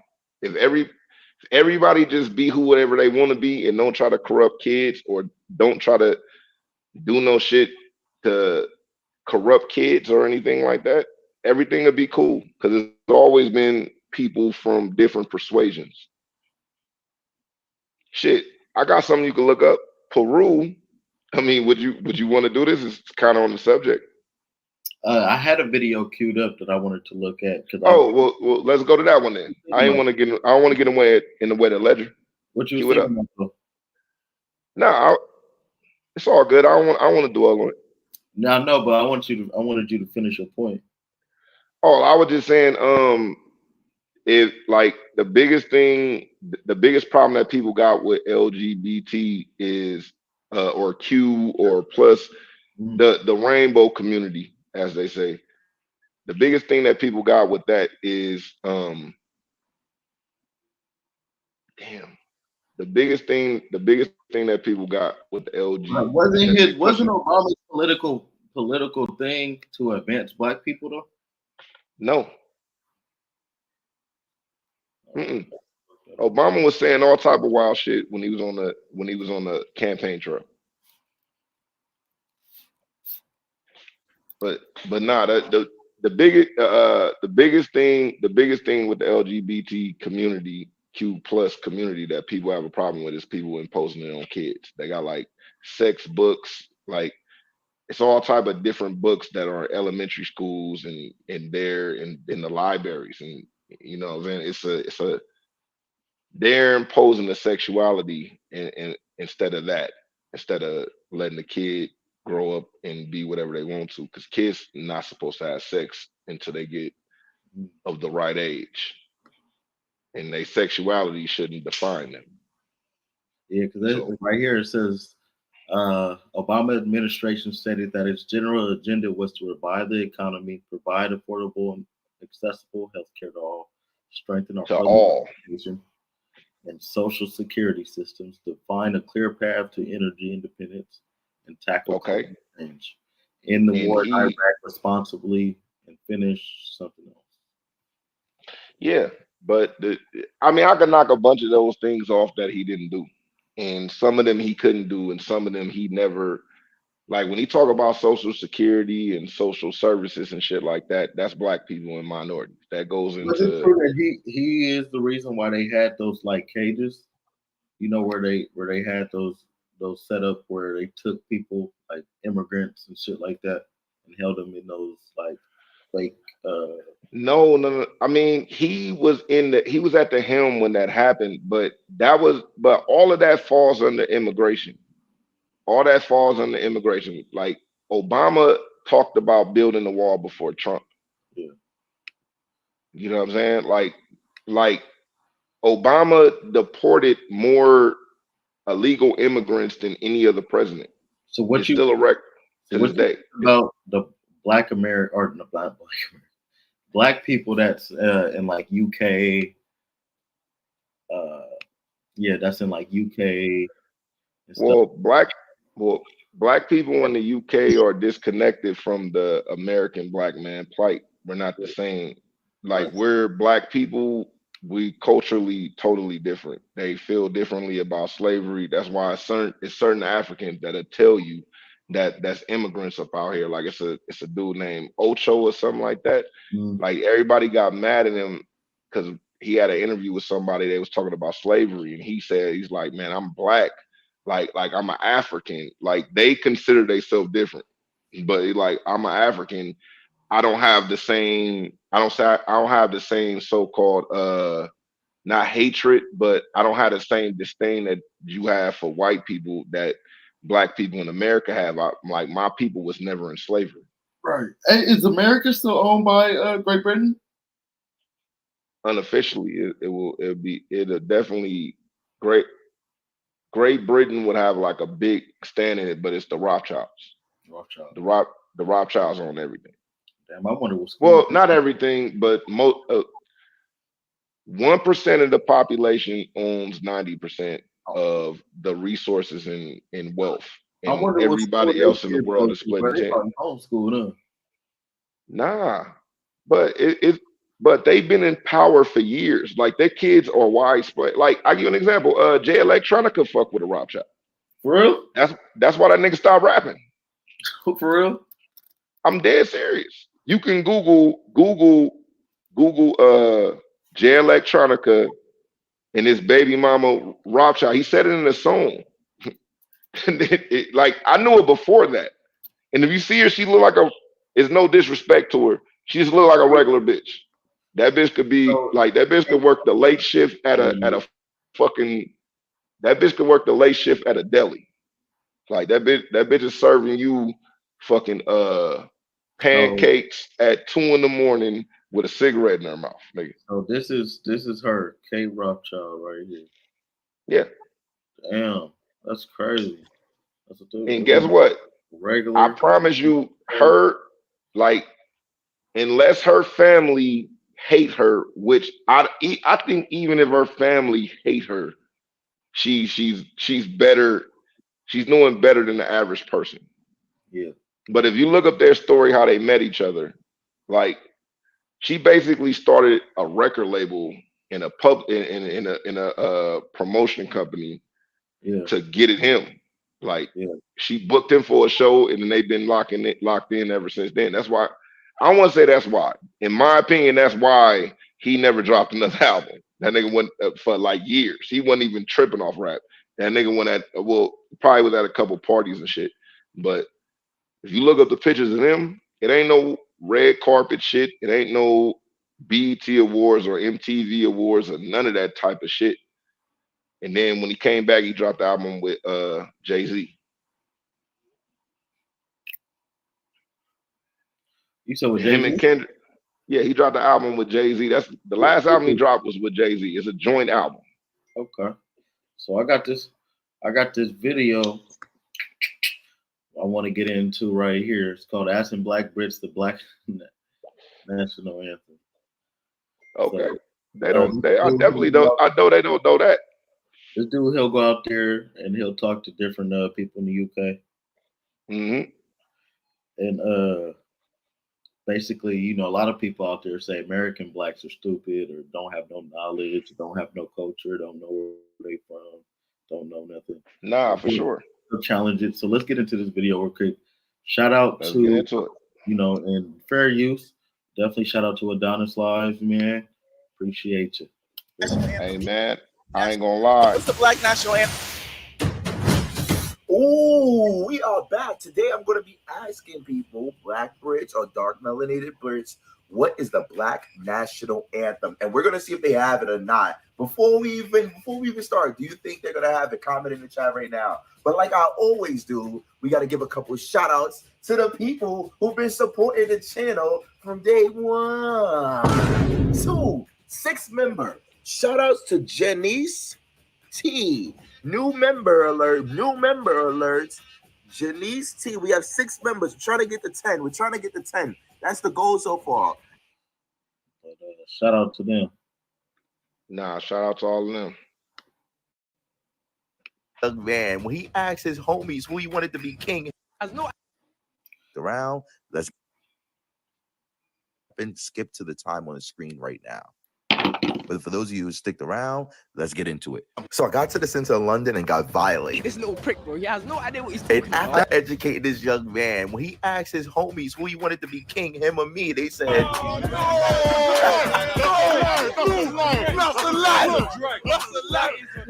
But then we met some local talent in South London. Trust me that I'm eating. You might do if you sing to your corner. I therefore did tell her sing to my region. I actually thought it was fire. But then we went down the block to actually meet. You consider yourself guys black? here. Huh? Yeah, of course I do. Sing the Black National Anthem. There's none. What do you mean? There's none. I would have said the same thing. I would have said the same thing. And I was like, oh yeah, I guess it is, but I don't know it. Right. Most black people in America don't know. We in the UK, so you know what I'm saying. Like newsflash, hey, ask your people in New York. Ask your people. Matter of fact, yeah, ask your people in New York and whoever you want to know, what's the Black National Anthem? Guarantee most of them gonna say that I don't know. There is none, and then the other ones is gonna say I didn't know it was one. But and some of them gonna say I do know it's one, but I don't know it. I would like you to teach it. And Yeah, this question stuck with me, and I wanted to know: do other people know the answer? And after checking my camera storage, I decided this was a teachable moment and asked them. Crazy sounds in here. Again. Oh, this is Charlotte Tilbury. I didn't even know that. I just saw her face. So I asked you, I said, what's the Black National Anthem? Yeah, I was not aware of any Black National Anthem, but if you want to tell me any. I never heard. It's lift every voice in it. You Googled it? My boy.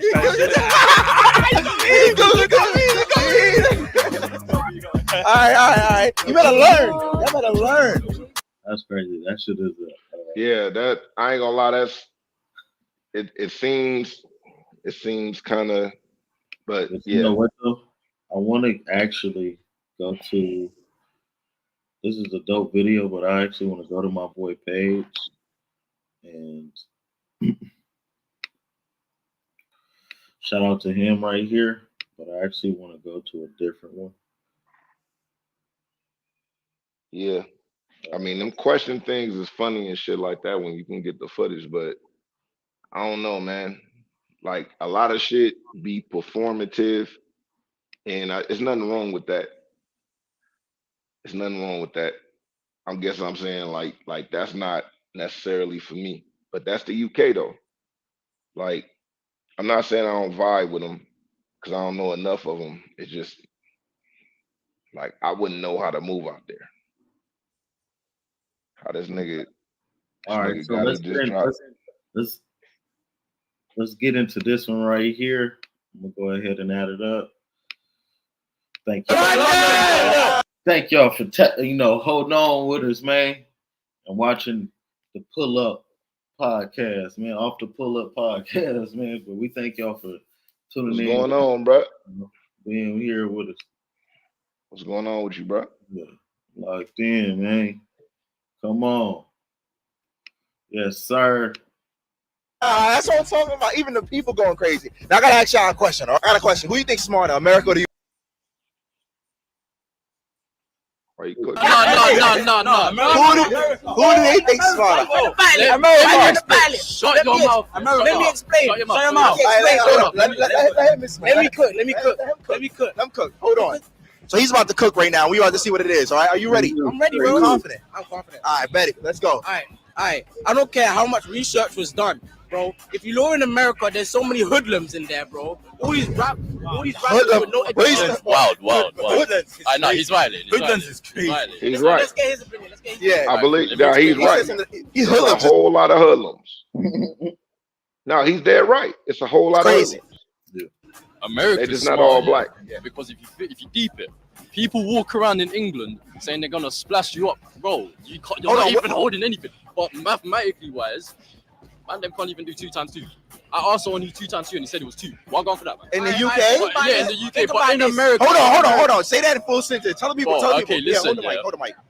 Basically, so I asked this guy one time, what's 2 times 2? How is my man saying 2? Bro, you're dumb. Bro, go to America, man. You learn some actual stuff there, I'm telling you. That's why, yes, you do, bro. I'm telling you. How many times have I said I wanted to move to America? Scientist right now. And America, Because somebody would have beat the shit out of that nigga, bro. Imagine if a nigga was in.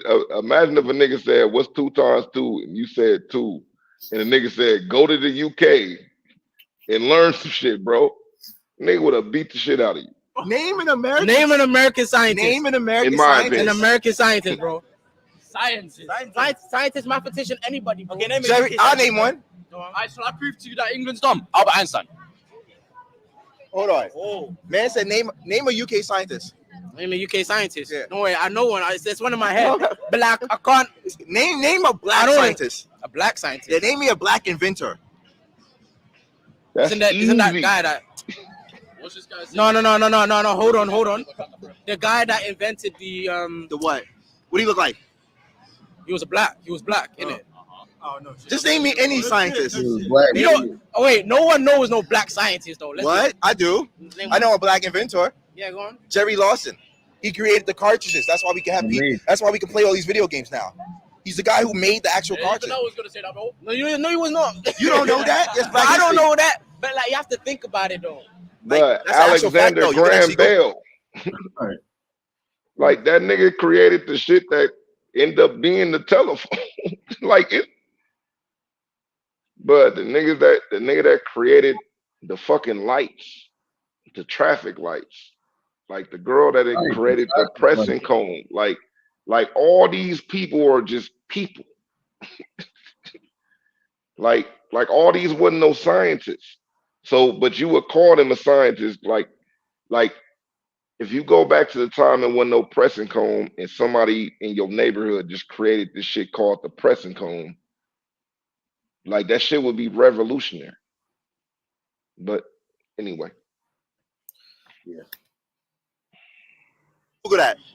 Without him, we wouldn't even have video games. We wouldn't have cassettes and all that different type of stuff. Cartridges for the video games. We wouldn't have that. Hey, without Sarah Bowles, you wouldn't be able to iron your clothes the proper way. She created the ironing board. but that's But what this I'm goes out saying. Like, dude, we could spend a whole show naming black inventors that come from now back to slavery days. Like people, man, the dude, peanut butter. I forgot that name.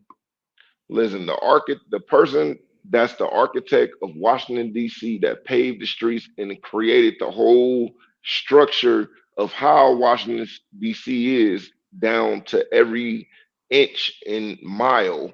It's a black dude. And that nigga was like a former slave that got he got castrated. It's all type of different shit. And Carver. That's what I'm saying. Like that shit is crazy. The nigga that fuck with the potato is a bigger scientist than most of these niggas. Yeah. Like it's a bunch. All right, tell me what makes you My nigga famous Amos. think that Americans are dumb. Nigga, Uncle Ben. I feel like that nigga's a genius. It's mainly right. Yeah. Just because of how much of the states, right? Most of them are trying to be rappers because most of them are trying to be rappers. Bro, if you look at half of the rappers that are out here that are big right now, half of them are American. 70%. Where did rap come from? Where did rap come from? I feel Old school rap. from black people Old in school like rap came from like America. Yeah. I feel like old school rap, America. Where did rap come from? Some black group in 1930s or something. I swear it was that. Where was it? Wait, what we talking about? See, I ain't gonna lie. This is, I don't know, man. I fuck with it. Like I don't know. This is content though. It's definitely content. Where are you from? Jamaica. Jamaica. Where are you from? Jamaica, Sierra Leone. You can come in the TikTok. Hold on, you smart? Why are you the hype man for fucking? What's your name? Adonis. Are you the hype man for Sidemen? Yeah. What? Oh, I remember in the yellow. Nigga, salute that nigga. That nigga like niggas notice me. Shot a YouTube video with the Sidemen when we spent 100,000 pounds, KSI and all the rest of the Sidemen and stuff like that. And he probably saw me from that particular video, and he's like, "Oh my god, yo!" So that's what. I got a question. Run it up, Where nigga. was rap made? Where I was hip feel hop you. come from? What's up, nigga? What's up, nigga? I feel like New York. Was it not New York? You said that the UK smart. Big fella. I feel like it came from Where did it come from? I swear, bro. Told you, that's England. Where'd you get this? Yeah, no, but just highlighting some of the different shit that go on in the UK. That shit Yeah, well, UK is a huge market. The only way you gonna be able to experience it is if you go down there. Right. Like, So, but I could judge it, and I Right. will judge it. wanna They see- judge American niggas. like a motherfucker. But I hear that they love black motherfuckers out there though, like in China or not China, China, But or not China. a lot of people love American niggas because American niggas are the most, I'll say the Northern Hemisphere. I'll say like especially America, but you know, in that area, in this area, whatever the case may be. But we the most plagiarized people in the fucking world, bro. Right. Like you go into the middle of the jungle or the middle of the motherfucking desert somewhere, and you gonna see a nigga with a Yankee cap on, tucked a certain type of way. Right. You gonna see a motherfucker like, dude, we were just looking at Ichima, like in Korea. Like, who the fuck thought that them niggas listen to this type of music? Because that music is not in fucking Korea. Right, just walking past some niggas, thinking, yeah. You would never even know that. And then they do it, they like, oh, these niggas, okay, I can see the influence. And then they embrace it. That should spread like wildfire. Bruh, we the most plagiarized motherfuckers in the world, bruh. Like, trust me. Like the image, the American black man, trust me, it's people that base their life in the way that we move. And the cold part is the people over here base their life in the way that people overseas and other cultures base their life on sometimes. Yeah. So it's like it's crazy how that shit go. But trust me, you gonna run into a nigga that look like you, sound like you, move like you, say some of the same shit, but you know, niggas in the middle of the jungle. Right. It's like we didn't even know y'all niggas was listening. It's like Joe Budden niggas is like, man, man, not like us.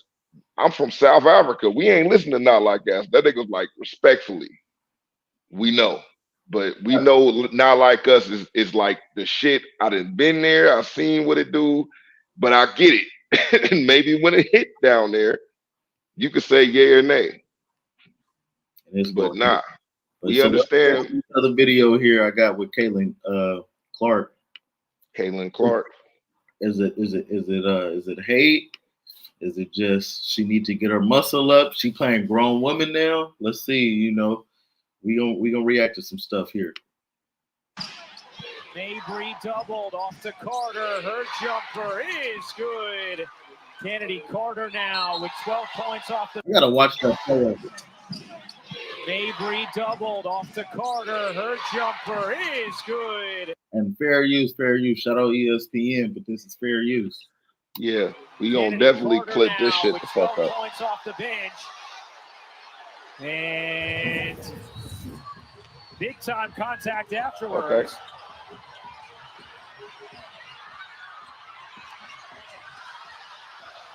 Saw the knockaway there from Clark and then the lay from Boston as the officials are going to take a look at what just transpired between Carter and Clark. I mean, that's clearly a foul, which was called. The question is, will they call it unnecessary? Kennedy Carter, I think that's going to be a flagrant one, and Clark goes to the line and hits the first.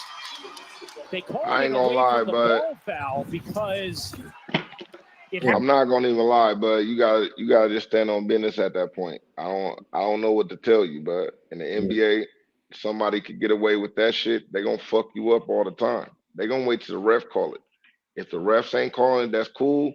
But you gotta see that the referees is not calling that shit. You gotta get your shit in.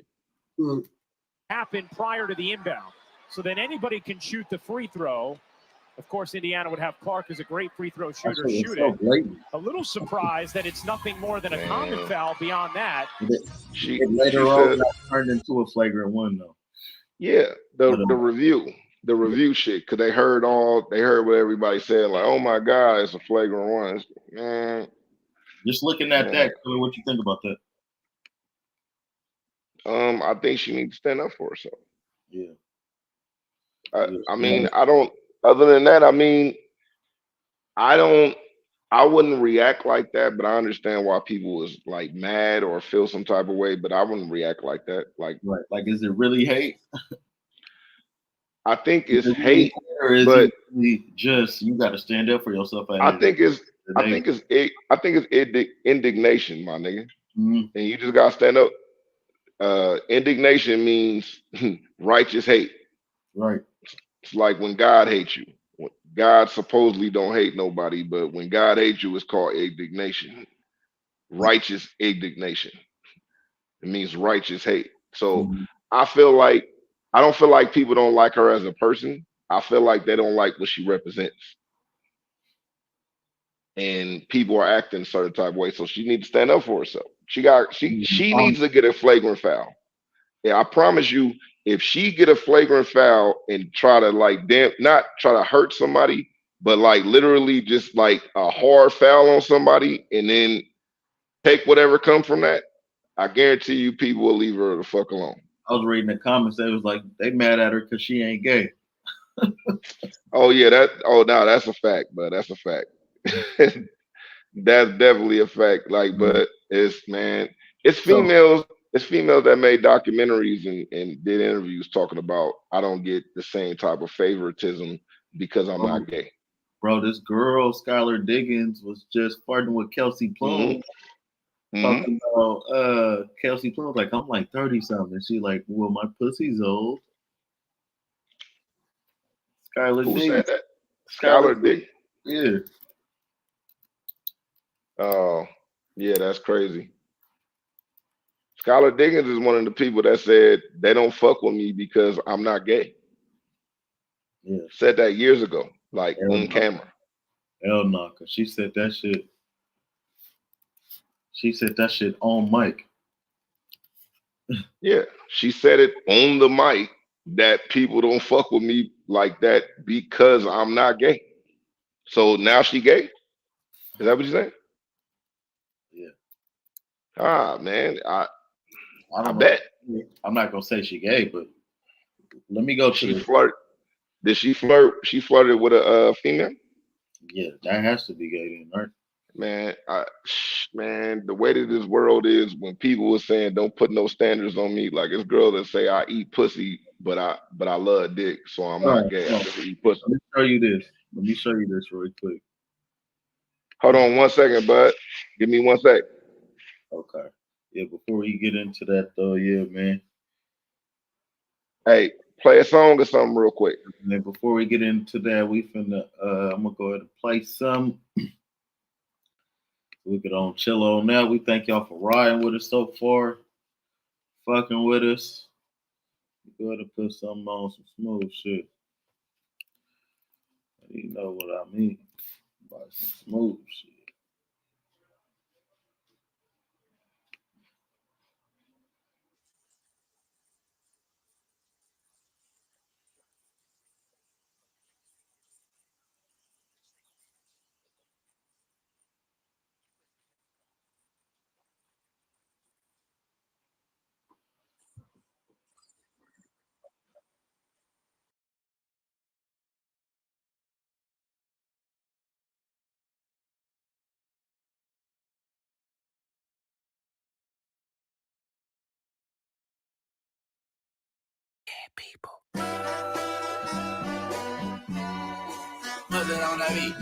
Hey, mustard on the beat, ho, depot, any rap nigga, he a free throw, man down, call her Amber Lambs, tell him breathe, bro, nail a nigga to the cross, he walk around like Tizo. What's up with these jabroni ass niggas trying to see Compton? The industry can hate me, fuck them all and they mama. How many options you really got? I mean, it's too many options. I'm finna pass on this body, I'm John Stockton. Beat your ass and hide the Bible if God watching. Sometimes you gotta pop out and show niggas. Certified boogeyman, I'm the one that up to score with him. Walk him down whole time, I know he got some hoe on him. Pull on him, extort shit, bully the floor on him. Say Drake, I hear you like I'm young. You better not ever go to cell block 1. To any bitch that talk to him and they in love, just make sure you hide your little sister from him.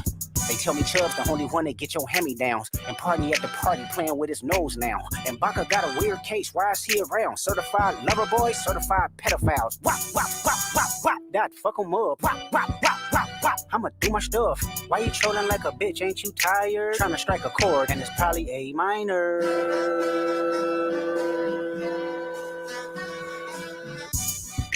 They not like us, they not like us, they not like us.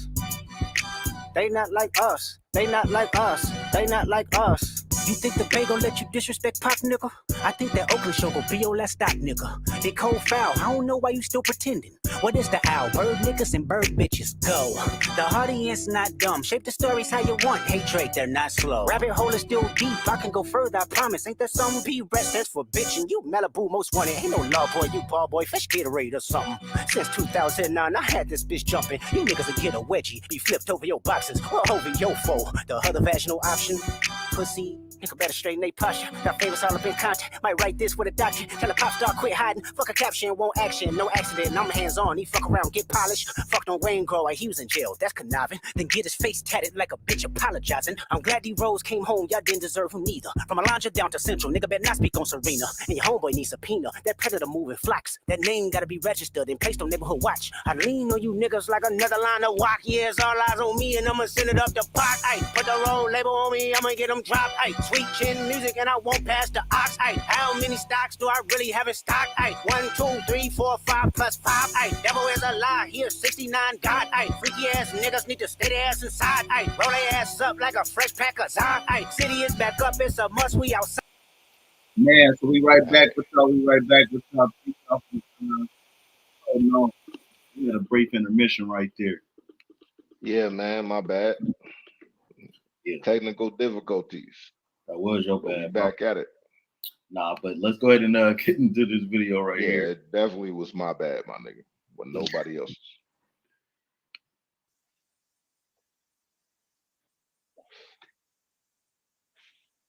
Hey, let's get back into Haitlin Clark. Yeah. Call her Haitlin. Niggas is Haitlin on No, I'm almost 30, but my pussy's old. Older. I'm 28 now. I'm almost 30, but my pussy's old. Older. Oh, I don't know if that's flirting though. I'm 28 now. I'm almost 30. I don't know if that's flirting. I'm not I saying think it's all the way flirting, but she's sitting there saying, she said, "Well, I'm a little old. I'm damn near almost 30. I'm a little older than you." Well, and she said, "But my pussy's older." if she said her pussy is older, that shit getting She said blasted. old, and then after that, she said older. But I don't give a fuck if she said old or older. Mm-hmm. Old is the real saying. Older is like flexing on that bitch. Like I fucked hella niggas. Bro, I'm letting you know. That's what she said though.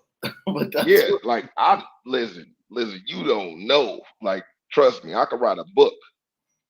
Yeah. No, I don't. What's her name? I no disrespect to her, but when you say that, hey man, when you say that, that's what people think. Some people say like, oh, this is the funny, this is banter, respectfully. But when she say I'm older than you, and you say, but my pussy is older, like this shit, it go to crazy levels. Right. Right. It just talk about miles. It's like it's crazy, like to see that's like a 2014 Bentley in a 2015 Bentley. The 2014 Bentley got like 3-4 years worth of miles on that motherfucker. That shit like 300,000 miles. But 2015 Bentley. Little pussy got some miles. 2015 Bentley. Yeah. Probably just hit 100,000. Just hit. But that bitch like, nigga, I hit 100,000. Like, I hit 100,000 in 2018. Nigga, like 3 years. Like, what are you talking about? Like, this is like a good though. This shit run. This shit Bro. purr. She said this shit purr. Hey, look, I gotta keep these niggas I gotta make these niggas use condom. Trust me. We got another video here we want to react to. Shout out to Jeff Teague and his podcast. Everybody over there, man. Some good ones. It's called Club 520 Podcast. We got Jeff Teague. Who else is part of this podcast? There's a couple other motherfuckers on here that's cool. Yeah. And it's Jeff Teague and his squad. I think one of them is his brother or something like that. Or his cousin or something like that. They like friends and family. I'll say that. Yeah. Making Chris God. like that. Don't ask more questions. Subscribe. Yeah. Every member not named Kayla Clark on the Fever need a pair. Because it's time to step up. Sick of these. Never mind. And just to get some more context, is Jeff Teague reacts to WNBA players heading on Caitlin Clark. But Caitlin Clark been scrubbing it up though. Right. That's what they don't talk about, but I'm gonna leave it alone. They say. I just wanted to see what they say. They about to get me out my body, man. Hey, man. I told them they gonna fuck it up. Hey, man, Kayla Clark. I got to pull it up because they ain't my dog, and this is your fault. I know you didn't say this, but because I seen it on your page, I'm saying it on here, and you're going to take the blame for it. He said Kayla Clark is the first white woman to experience racism. Now, obviously, we're not being serious, so don't try to be serious and clip this shit up. But that shit Hey, had nigga, me I'm clipping that shit. crying. Hey, I'm Stacey, clipping this is that not- shit up. That's gonna be a clip. I'm clipping that shit up. What time? What's the timestamp?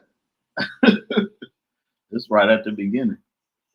Like what? Like I can't see like the exact time. Not I'm me. clipping that up. Shit up, woman to experience racism. I'm saying it on here, and you're going to take the blame. This is your fault. I know you didn't say this, but because I seen it on your page, I'm saying it on here, and you're going to take the blame for it. He said Kayla Clark is the first white woman to experience racism. 39 seconds. It's a 9-second clip. Okay. Yeah, he said basically, yeah. Nah, that's I don't think he mean that. I'm gonna keep Nah, the he's context. joking around, But I yeah. definitely no, I know he joking. I know he joking around. Yeah. I know he joking around. Now, obviously, we're not being serious, so don't try to be serious and clip this shit up. But that shit had me I'm gonna clip it, crying. Stacey, this is not me. This is not Mr. DJ bringing this shit up. So I told you, get off my top. I told y'all. Hey, I ain't man. saying nothing else. All I'm gonna say is, forget why it happens. It's NBA. I mean, it's basketball. It's physical. WNBA, NBA, same shit. It's physical basketball. She gonna have to get her weight up. But it's crazy how she be getting knocked the fuck down and her teammates never slide. Yeah, bro. I just. What you think about that, Killer? But I got mixed feelings about it. That's all I'll say. Like, I got mixed feelings. Like, if it was my teammate, then I would want to take up for my teammate, especially like I've never played on a professional level, but even when I used to play AAU and shit like that, and like I take up for my teammates, but at the same time, like I probably would, but if motherfuckers don't like, if I don't feng shui with her, you know what I'm saying? I don't know. But it's like, I might give her some advice. Like, I ain't about to let nobody pack you out, but Yeah. you need to do something. I take, you know what I'm saying? Like, you got to do something. Like, if I take off, I'm gonna be the enforcer. It's like, no, you got to take off. I mean, it was Like, one you got to video do something. where she stood up for herself, and that. Like I said, I would have challenged. I would have just young, stupid, especially at that age. I would have got a hard foul. That's why I said, like, she gonna have to get a hard foul on somebody. She gonna have to fuck somebody up and just say Don't it is like what it that. is. That's my only problem. It's not even about it being Kayla Clark. If it was Angel Reese or anybody else, just help your team out. If you see it continuously happen, just help them out. Everybody need a bruiser on the team, bro. That shit is important. James Johnson was acquired for a reason. Bro, Hell of a basketball player, but we know why he was brought. Listen, bro, that day, that Bucks game, bro, they put hands on the Tyrese, bro. same. Next day, James Johnson. Yeah. But it ain't even that part for me with Caitlin Clark. It's like what the people say afterwards. Like, Shorty, like, what she do good? Just shoot threes? It's like, nah, nigga, she got y'all charter jets. Nah, that's facts, She bro. got eyeballs on your game. Like, what are you Yeah. talking about? And- But you know it's real hate. Like, that's a real hate moment, bro. Like, you just really 17,000 people at the game yesterday, bro. And listen, At 10:30 in the morning. God damn. matinee. Matinee, bro. And I'm gonna tell you right now, they getting their ass kicked right now by the Liberty. But she's cold. Let's not get it fucked up. And I understand that Caitlin be talking Exactly. crazy. She is no saint. She be on that Yeah. bitch talking Exactly. But that's insane. Say it again, Killer. Exactly, nigga. Exactly. Everything they just said, you know, they said, but she does this, but she does. It's like, bruh, let it be. Mm-hmm. If I was her teammate, I wouldn't let nobody fuck her up. Like she's But supposed on to some real shit, Oh, I'd have mine. came to her like, all right, get up. Yeah. If they try that again, you know what I'm saying? I fuck one of them up, but you gotta fuck one of them niggas up. Yeah. Like that wasn't nothing. I get this all the time. Like it's females in this game that get bumped all the time. They get elbowed in the face and all type of shit. Like it's all type of different shit that happen up in this league. It's competitive, especially people that's underpaid. Right. It's underpaid. So people are scrapping. So I get it, but she come in, she got a $20 million contract from Nike before, like she got essentially the LeBron contract because LeBron got 90 million from Nike before that nigga even laced up, before he was drafted. Like he signed that deal in Oakland. Yeah. When he used to play for the Soldiers. And it got admitted. But she got 20 million. The best player in the league, according to a bunch of them people, is Aja. They gave Aja a contract, but they didn't say how much money it was for. She didn't even have a signature shoe, and she was considered the best player in the league. The rookie come in, she get a $20 million contract, and eventually will get a signature shoe. Aja never got that, and she just was an ambassador. Now, maybe she didn't ask for it. Maybe she didn't push for it. Maybe Caitlin Clark shit is literally like her shit. I don't want to call her industry plant because she still got to play. If she end up being good, what could I say? Right. But like right now, you could tell she with the right management, and the management is cool with them, is with the WNBA, and they putting plays together. But what I would tell her is you got to test your star power. Like you got to test your star power. If you're the savior, you got to flagrant foul one of these bitches. Let's get back into this video. Ooh, That's that's who. basketball. And we ain't saying, yeah, rough her up. I'm just saying help her out as a teammate. Like, goddamn, y'all. That's it. I don't care. Y'all competitors. I'm trying to kick your ass. Ain't nobody talking about taking it easy on her. But your team, come on, E-Weeds, y'all got to slide. Nah, because they all hating, low key. I ain't gonna say E-Weeds hating, but like low key, they look at her a different way. Yeah, they look at different. Because it's like, I mean, They like, oh, they think she's so special. She ain't doing shit. Yeah, smack her ass. Now listen, my point. Exactly. What you saying, Killer? Exactly. But like I was saying, brother, I would tell her as a teammate, I could have your back. I could say shit to people. I'm not about to run fades every day for you. You gotta push back. Like fuck somebody up. Like fuck somebody up. Smack her face, because y'all real smack her ass. Y'all might turn it up. It might get a little WNBA HR would be going crazy. It might get physical. I don't know what out there category for that real. is on you, Lauren. But Good game. I'm not on your team. that'd be crazy to watch the hoop session on the court. I'm cool. I don't even want to see them. I don't want to see them hoop. I don't want to see them hoop. I barely want to see them really hoop. But that hoop's crazy. That'd be cold. Without With the the spirit, NBC it's with the just a game. Showtime music. Be gross. It depends who it was. My fault, Nah, I'm just playing. Let me chill. Hey, Protect man. yourselves, man. Man, slide for CC, man. I understand y'all probably feel the ways, and I know that y'all like, damn, she got to earn her stripes. She be talking this shit. She got to produce before. Whatever y'all dynamic is, it just look crazy that nobody's standing up for her on her team. Everybody on side of her team, yeah, that's what y'all supposed to do. Fuck her up, beat her, talk y'all shit. But come on, y'all. Shout out to Angel Reese, too. Yeah, facts, but if she talk shit, yeah, she deserve it. This is why I stopped shopping on Amazon. See what and I'm you saying? should too. Don't That's the spend another political dime on shit. Amazon. I want to make enough money to be She was political. talking crazy because she ran up on. Say it again. I said that's the political shit. I want to make enough money to make me want to be political. I can't. Like, I'm not gonna be political. I'll be 100 and I'll stand on and I'll try my best. But nah, you can't tell people because you don't know what's going on behind the scenes. You don't know who's telling them this. You don't know who's telling people that unless you got inside information. You can't expect that type of shit. Everybody's not saluting the American flag. Some people was like, yeah, I made $1 billion in America, but America's fucked up. Like it's always two sides. If you go side, Yeah, if Victoria get her the fuck right if you got to. But you know, I'm all for them if they talk. If she talking crazy, if she doing that, yeah, get on her ass. But y'all also gotta remember, that's the cash cow. Come on.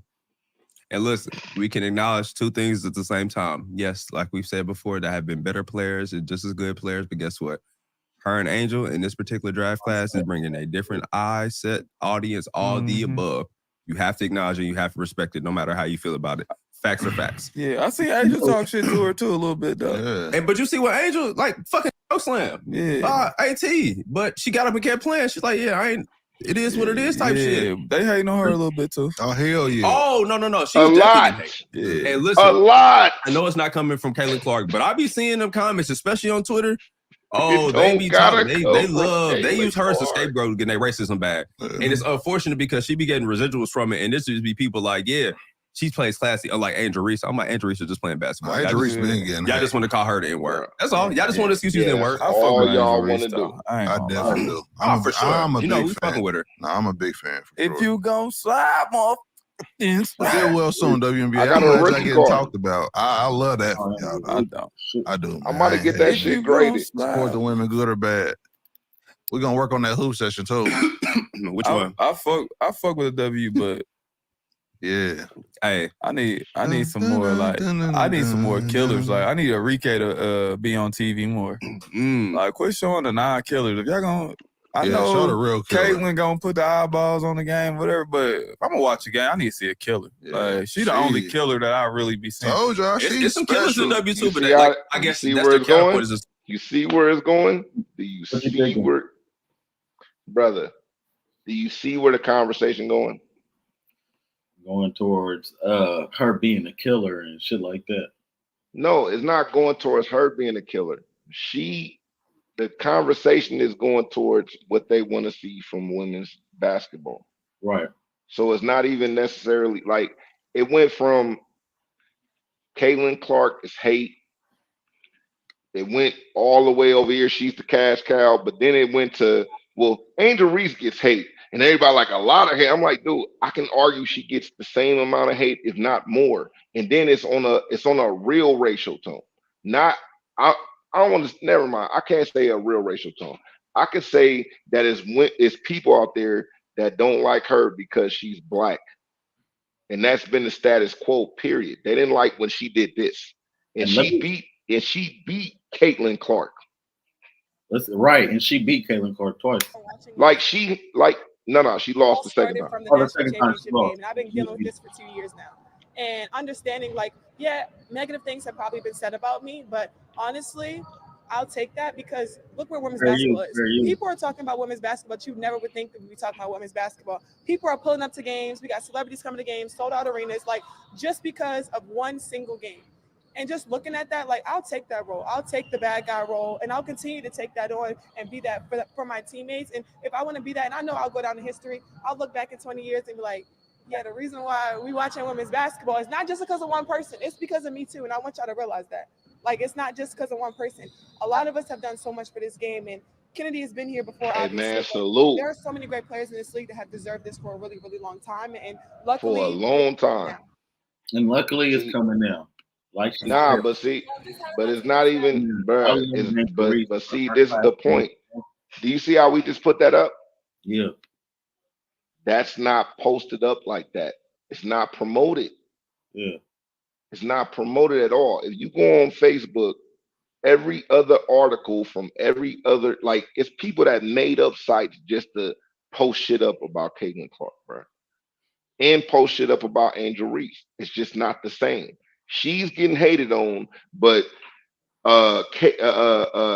Angel Reese is getting hated on, but she deserves it. That's what it's coming down to. Because Angel Reese gets the same amount of hate. She gets the same amount. Like they hit like. I think that's what you were saying with old girl and what she was breaking down. I think, and this we're about to get into right here, fair use. So let's go ahead and let's get into it and let's let her use her words right here. Hey, Miss McNutt, salute to her. Who is this right here? Are you from West Oakland? Oh, it's self-talk. No, self-talk. Self-talk got the clip. Shout out self-talk. Self-talk, like been fucking with it for years. Huh? You know who this woman is, right? Which one? McNutt. Miss McNutt.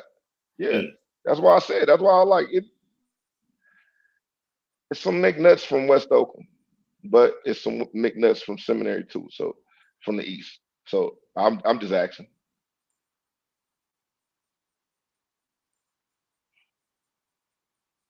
Shit, let's go into the video. Fuck it. And it's going against Stephen A. My bad, y'all. Hold on real quick. Nah, technical difficulties. Put it together. We're growing with this shit. Y'all growing with us. ESPN analyst Monica McNutt. Probably seen her a lot on ESPN shows. Get Up. She was talking about the WNBA issues with the Caitlin Clark hard foul. And yeah, man, a lot of people noticed that ESPN deleted this episode from their YouTube account. Yep. So I would like to Remember highlight that in today's video because we got the clips and everything. And yeah, man, Stephen A. Smith got put on blast. He got checked. And I would like to highlight this intro clip. And then after that, we'll continue with the rest of today's video. So be sure to give this video a thumbs up. And don't forget to hit that subscribe button if you support my YouTube channel. Let's check it out right here. Probably. Man, Stephen A. Smith be on some whole shit. Definitely. Say it. No, Monica. No, don't parse words, Monica. I know you got to go in those locker rooms. Shannon's I know right. you Say cool it, with Monica. those women. Say it. On Saturday, they won their first home game of the year playing against Chicago. But that moment there, involving Chicago's Kennedy Carter with a check for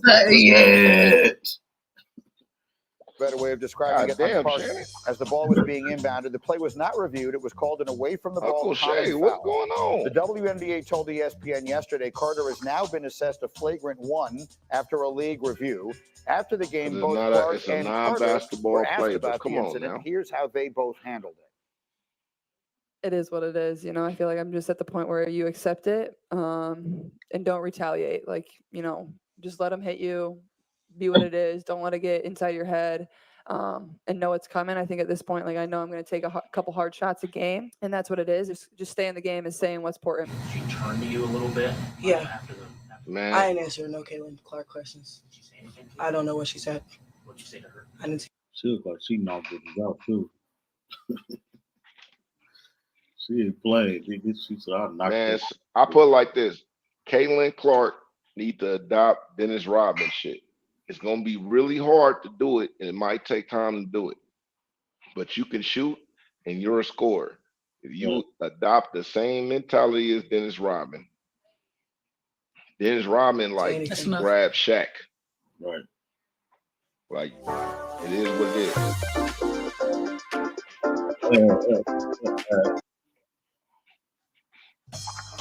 Okay, so What'd you say to her? I didn't say anything. That's enough. Okay, so that line of questioning got cut That's off enough, there. bitch. Although I should mention Kennedy Carter did respond later in the day on Kennedy. Instagram Threads by saying, besides three-point shooting, what does she bring to the table? Followed by a laughing emoji. So that's all the things that were said. Okay, so in today's video, we got to talk about Stephen A. looking like Stephen A. Smith got called out again for not using his platform in a way that he should have, according to Monica McNutt. Monica McNutt puts right there. Go back a little bit. Go back a little bit. So let's highlight the clip and then I'll be right back with some more commentary. Here's the video. Be sure to hit that like button for me if you haven't already. Shout out to like, subscribe, don't forget to hit that like, subscribe, notify. Hit that notification bell.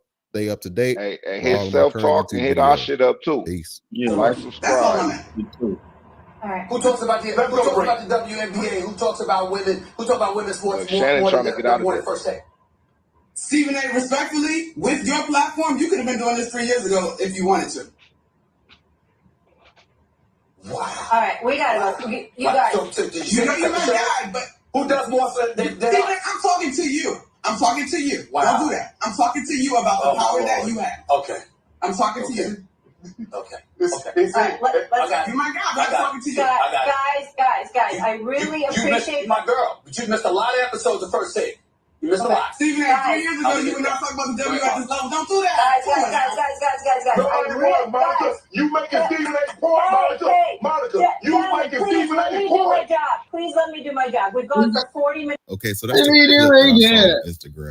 I'm not sure if there's a better video. I ain't gonna lie. I don't like the moderators. I think I don't give a fuck what nobody say. Skip, Shannon, and Stephen A. Smith need to be together.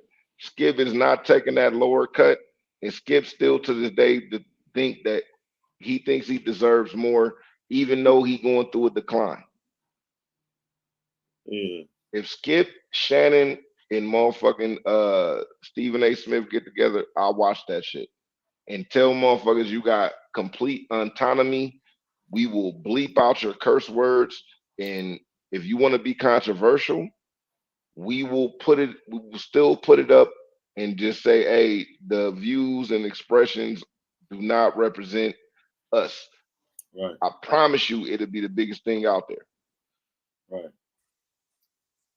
But she said some 100 shit. She said, nigga, if you wanted to do this shit, like what you doing right now. Let me get into this right here. Fair use right here. Definitely. Say it. No, Monica. No, don't parse words, Monica. Say it, Monica. You got to go in those locker rooms. Shannon's I right. know you Say cool it, with Monica. those women. Say it.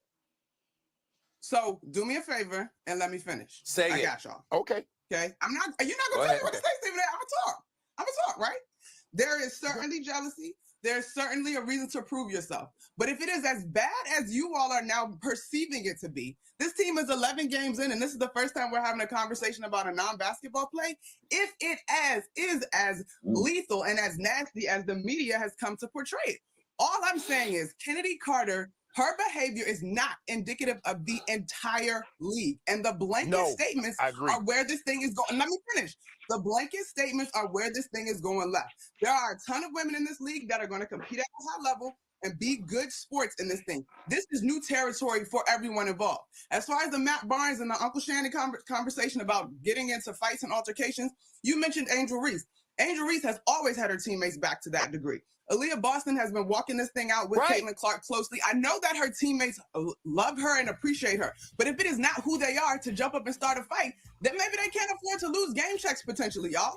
A game check in the NBA is what we're talking about in terms of salaries overall in the WNBA. So I think I would like you guys, and we all should do a better job of having a conversation with a little bit more nuance. We all agree Kennedy Carter was wrong. We all agree there's some jealousy, but to your point, Stephen A., there is jealousy. It is still a prove it league. Yeah. Bro, what she said was some 1,000 shit, bro. Yeah. She said a game check. She said some of these females, if it's not in them to jump into it and miss out on a game check, I feel them because the WNBA players are getting like the highest but they're getting paid like $100,000 a year. I'm not taking away because they make a bunch of money. No, right. But they probably to where a game check. Like, I can't miss no checks. I can't. So if I get suspended for a game and I get fined for a game, it don't matter. Like she said, a game check. Like that was a shot at Draymond Green, in my opinion. Because Draymond Green said because he got technical fouls that costed him $100,000, and other players got checks. He said the NBA is not setting him up, is not setting black people up to be rich after they leave the NBA, but he makes $25,000 a year. So the average, obviously the average woman in the WNBA is black, right? Nah, it's all around. What I'm saying is, I'm just trying to see something because even with the WNBA, one they contracts not as high as the NBA, right? Exactly. Like it's players that play in the G League that make more money. They can't risk getting fined $50,000. They can't risk getting fined $25,000. They can't risk getting fined $2,500. Yeah. That's what it come down to. Like a $2,500 fine that happens. Let's say it happens 5 times. Mm. That's like 12,000. That's like 12,500. Some of these women players only making 50. Some of these women players only making 30. So why would they jeopardize getting a $2,500 fine? Right. Damn. So old girl who just did that, I wonder how much she got fined for a flagrant one. It's a check. She not the highest player. I bet you she won't get it again. She is the 4th overall pick though. When she's the 4th overall pick, you talking about Angel Reese? No, I'm talking about Kennedy, or what's her name? Her name is Kennedy Carter. Yeah, Kennedy Carter. Shout out Kennedy Carter. But yeah. So it's 2,000. Hold on. Yeah, they're 2,000. Bro, like look up Caitlin Clark's contract. Foul penalty must be ejected and will be fined a minimum of 2,000. But that's a penalty too, though. Yeah, but that's what I'm saying. Look up Caitlin Clark's contract. Already know she get paid $250. No, over her full contract. It's not a year. Right. If I'm not mistaken, it's not $250,000 a year. No, I'm not saying that. I'm saying that's her total. Well, actually, her total is $338,000. Yeah, over how many years? Number 1 pick, $338,000. Are you seeing this right now? Yeah, I can see it. I can't see the wording, but you can read it out for me. It says $84,000 a year. Okay, $84,000 a year. Now she got a $20 million contract with Nike. $1 endorsement though. Yeah, but everybody else don't. That's what she was saying. What'd you say? Did Angel Reese get an endorsement? She probably got an endorsement. It's not she ain't got no shoe deal. Nike announced the shoe deal as soon as she got drafted. And announced like a $20+ million deal. How many years? Angel Reese. Huh? She got drafted, so she got 324. She gets 73 a year. Okay, she gets 73 a year. Now, what I'm trying to say is Caitlin Clark got a $20+ million endorsement with Nike. Right. To fall back on. Angel Reese don't got that. Right. And then Caitlin Clark is going to be doing commercials, and she's going to have her own signature shoe. They said she's going to have she's the first person that on Nike that's a female or a woman to have their own signature shoe since motherfucking Cheryl Swoops. For how much? Oh hell no. Well, that's 2022. See, that endorsement deal probably only lasted a year. That's probably when she beat. Oh yeah, because that was LSU. Yeah, that was LSU. Yeah, she got an NIL deal, so she made money. But if she got an NIL deal, what do you think Caitlin Clark's NIL deal was? Right.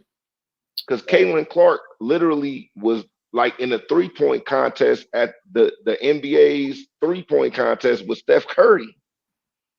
They had a whole showcase. And that's crazy that she don't got an endorsement deal though.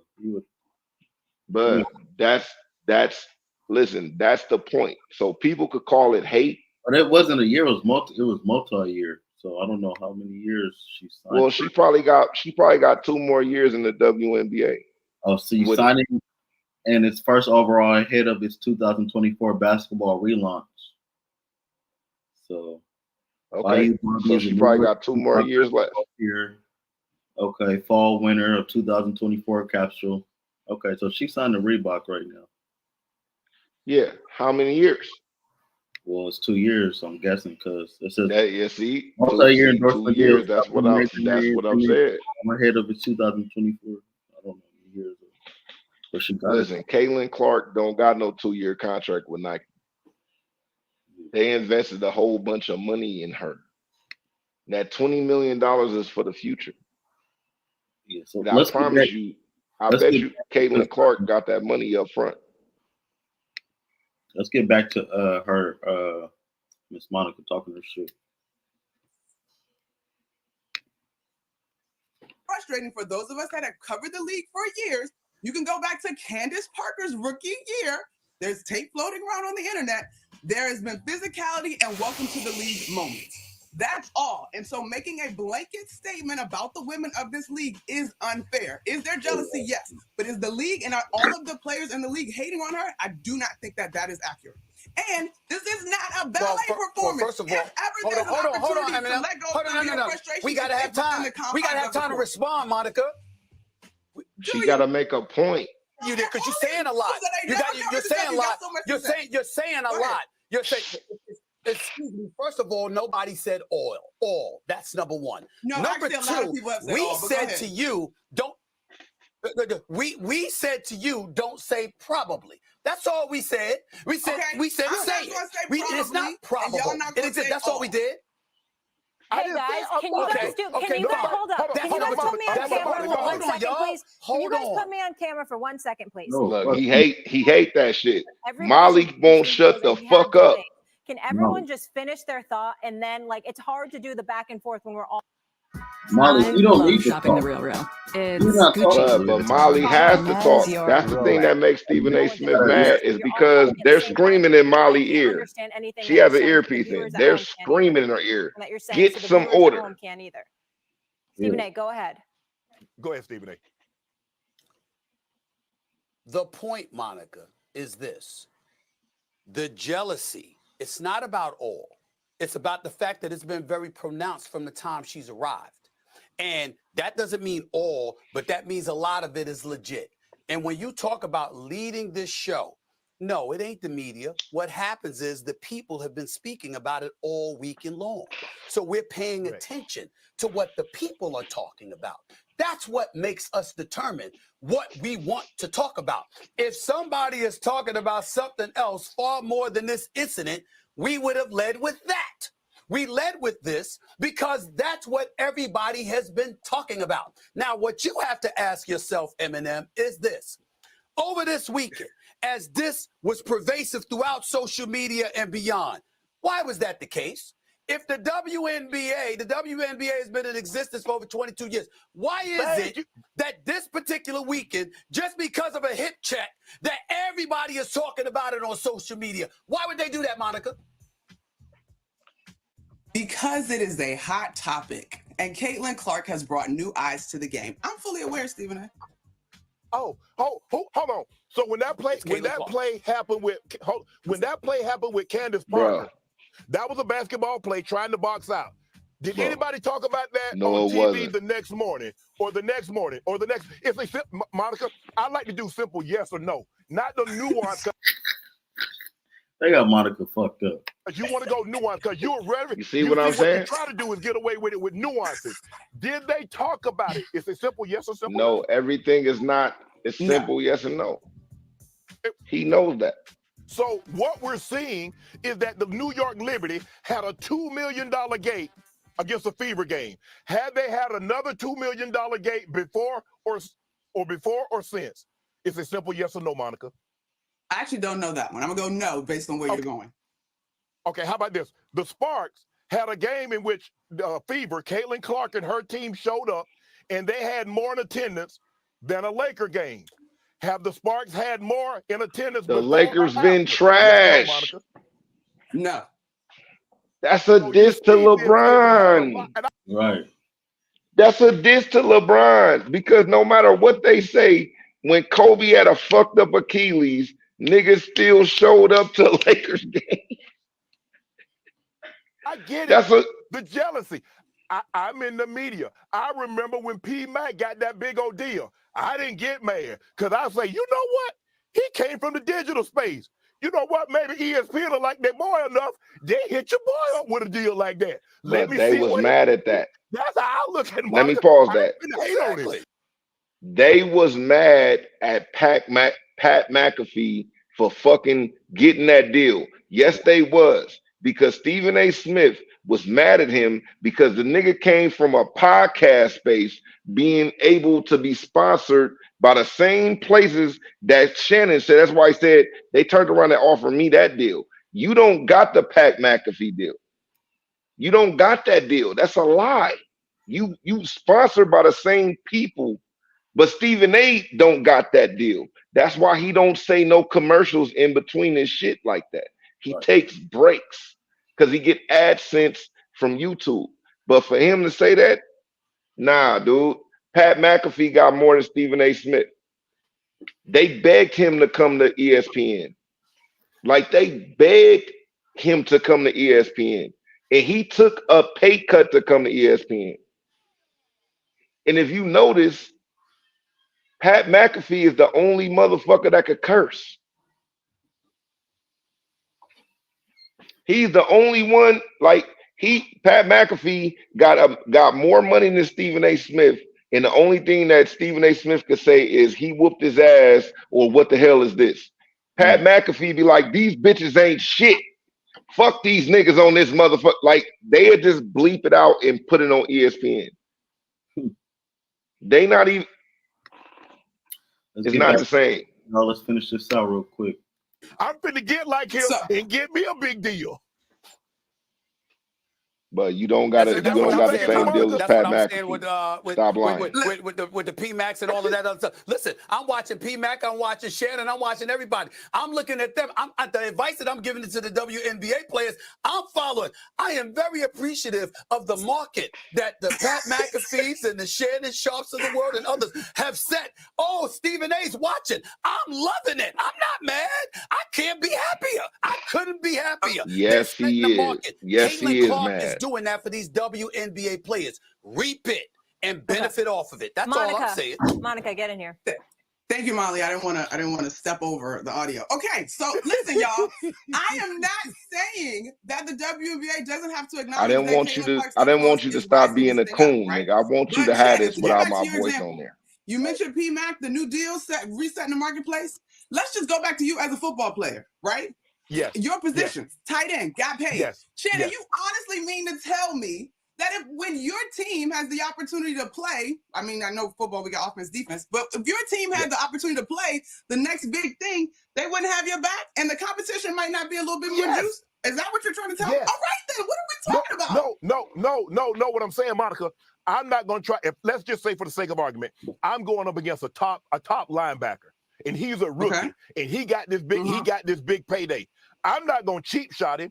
I'm going to do my best to block him. I'm going to try to show him up in the passing game. I'm going to try to catch passes, touchdowns, first down against him. And then I'm not going to shove him. I'm not going to do all that little shady stuff. But I promise I'm going to get you back, but I'm not going to make it look like it's deliberate. I'm going to get you back within a play of a game. I got my teammates back. Oh, you best believe it. Right. So what I'm saying to pause that right there. Just 1 second. Just 1 second. I'm not trying to go through it. Just 1 second. Shannon has a tape where there's a guy that played, I think he played for the Kansas City Chiefs. He literally said I know your female's phone number, and start whispering the number, and he made the dude jump off sides 4 times because he wanted to get on Shannon. I promise you, he did. He said it. The dude is dead. They were not cool. They were friends until he did that. Oh. And they wasn't cool to the day that he died. And Shannon, to his respect, he don't disrespect him. He tells the story, but he doesn't disrespect him after his death. Before his death, he was talking shit. Yeah, nigga, I got you jump offline. Like, yeah, it is what it is.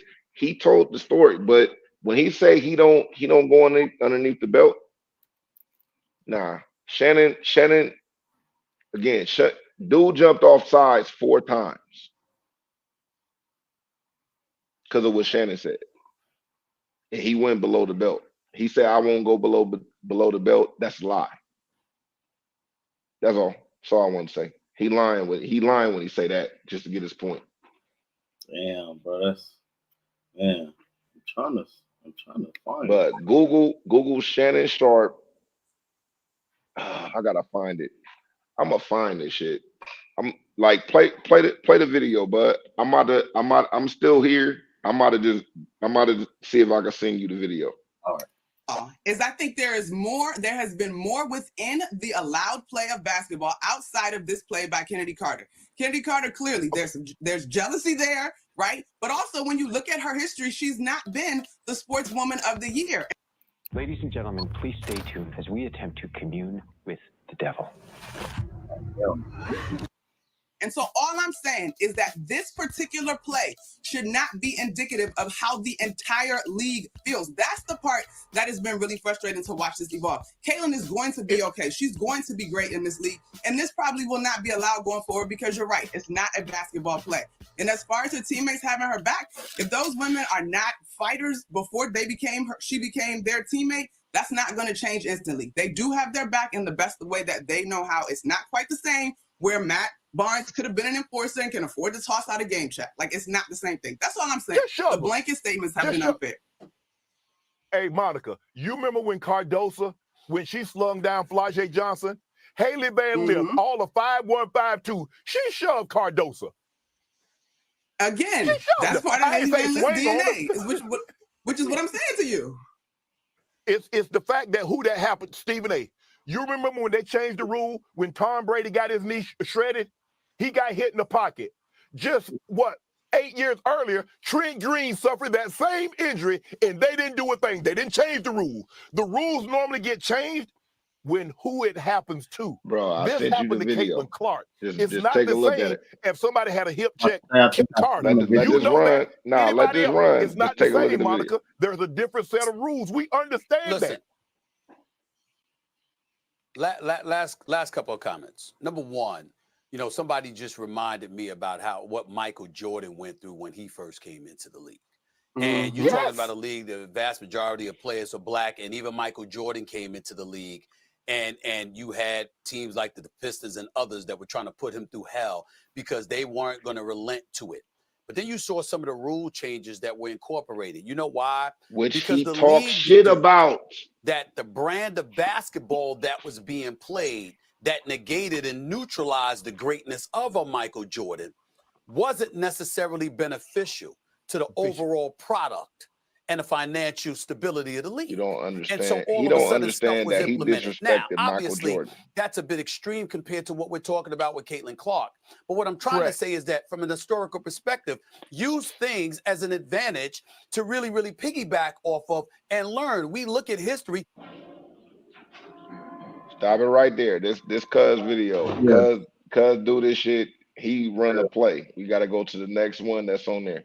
But this is what I'm gonna say. But we got Smith synopsis on that though. Yeah. But yeah, what you it didn't get. I was just saying it didn't get to where she was talking shit. Hold on. Just mute it, nigga.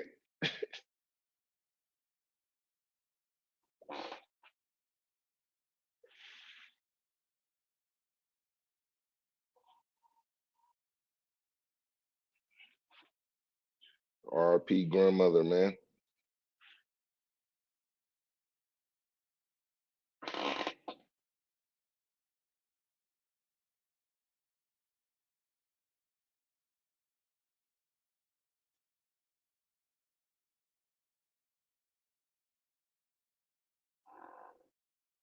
Hey, man, like I was saying, yeah, my boy. That was crazy. Yeah, but technical difficulty. That fool better be good, nigga. Real shit. Yeah, though. As you were saying, though. Can you hear me? Yeah, I can hear you. Okay, yeah. As you were saying, though, bro. Man, I done lost my space up in there, bro. Just on Monica basically let that nigga know, like. Oh, nah, I was saying she didn't even all the way make her point, but Stephen A. Smith killed his argument. First of all, he said that, like, he's going to say that First Take covers more sports video, more females, he covers more female sports than any other sports broadcast. And then he said right here, he said that why do you think that we even covered this shit? We only covered this shit because it's popular, and it's only popular because of what? And she was like, because it's a hot topic and it involves Caitlin Clark. I'm not denying that. Right. And then he went further, and then Shannon Sharp said kind of the same thing. Shannon Sharp said he wouldn't go below the belt. Yes, he would. Yeah. And that's the video I we're gonna sent. get into that. We're gonna get into that in a minute. You know, we definitely need to finish this up right Do here. me a favor and let me finish. Say I it. got y'all. Oh, we gotta go. Okay. You're not gonna tell me what to say, Stephen A. I'm gonna talk. We gotta go further than that. There is certainly jealousy. There's certainly a reason to prove That's yourself. where we started But last if time. it is as bad as you all are now perceiving it to be, Matt Barnes and the Uncle Shannon conversation about getting into fights and altercations, you mentioned Angel Reese.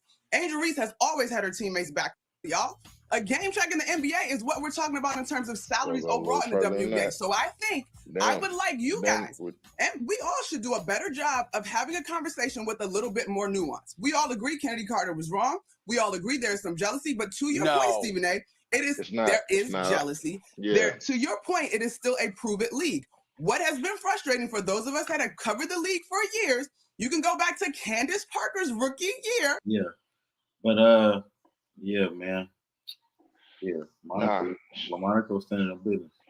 Nah, she was I got maybe stuff. Nah, she got her point. Well, we seen the part when she said shit. You played the full interview to have the context, so we got all of that shit in. You played you played the end, and then you played the context how she got there when she told him like, nigga, you don't even cover this type of shit. Right. But as he pointed out, like I said, Stephen A. Smith and Shannon Sharp put themselves in the bind when they did that. They made themselves look stupid. That's what she was like, but you could have did this 3 years ago. Stop trying to act like you want to do this now because you support female sports. And you said the only reason we led with this shit is because it was a hot topic. And then you pointed out the fact that Caitlin Clark was involved. That's why it is a hot topic. So when you do that, but nah, yeah, like salute to her, but she stood on her 2 feet. I don't agree with all the stuff that people be talking about the WNBA, but Stephen A. Smith being called out, like, but you do not cover women's sports. Right. Like, cut it the fuck out, bro. Right. Look at this. You stay away from women. You was like suspended because you said women. You said like men shouldn't hit women, but women shouldn't try to make men hit them. You got suspended for that. You will never talk about women ever again.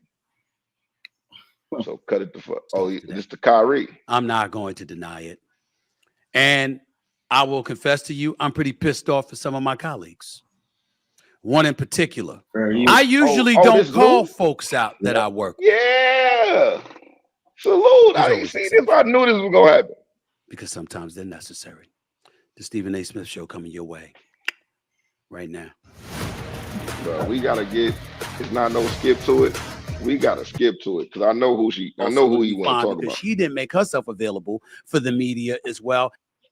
She struggled with physical defense she's faced at the professional level and voiced frustration with the league's officiating, recently telling reporters, quote, "I feel like I'm getting hammered and everybody is physical with me.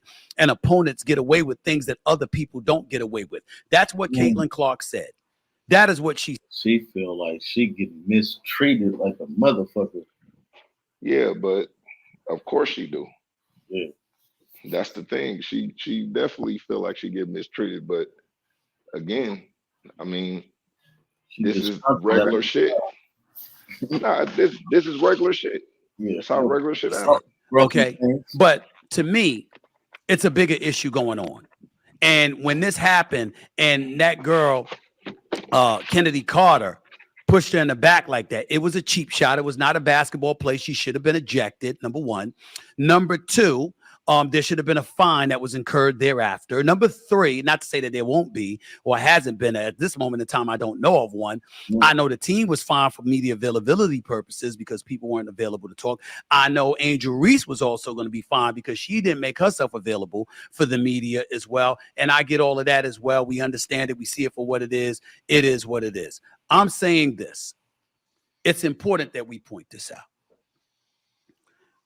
One of the things that I brought up this morning in talking about Caitlin Clark is that some of the players, you want to use the word jealousy, fine. You want to use the word envy, fine. You want to use the word resentment. We want to play with words. That's cool. It's something. And I think that some of the ladies, not all, but some of the ladies in the WNBA are missing the point. And the point is, this girl right here is a box office attraction. And because of her box office attraction, it's generating more eyeballs to the WNBA product. Therefore, that game that they just played, though, was versus Chicago Sky with Angel Reese, right? Exactly. So if that game was with Angel Reese, and that's the game that grossed $2 million, of course everybody was buying a ticket to see Angel Reese and Caitlin Clark play each other. Bro, exactly. That's the point. That's what nobody's seeing. Everybody is seeing the game before my boy Solo Thoughts. Shout out Solo Thoughts. Shout out Solo Thoughts, man. We got some shit coming with Solo Thoughts, bro. For sure. Yep. Salute to you, brother. We got some shit. He do his shit. Shout out Solo Thoughts, bro. Y'all go tune in with his channel. Hey man, like, subscribe, and comment. Sir. More revenue for the WNBA product. Don't you think y'all are going to benefit from that too? Look at the big picture. That's what I was talking about when I was talking about it this morning on my day job, First Take on ESPN every weekday morning from 10 a.m. to 12 noon Eastern Standard Time. A rising tide raises all boats. I promise you, that nigga that said that a million times. We got to get it like that. I won't hate. Yeah. Because at the end of the day, when you're making millions of dollars to talk, you definitely, no matter when you say a word, you want to like, fuck it. Every time I start with these letters, I'm going to go into it. I'm going to talk about everything. That nigga going to let you know. You could tell if Caitlin Clark is the quote unquote savior, if she's the golden girl, milk it.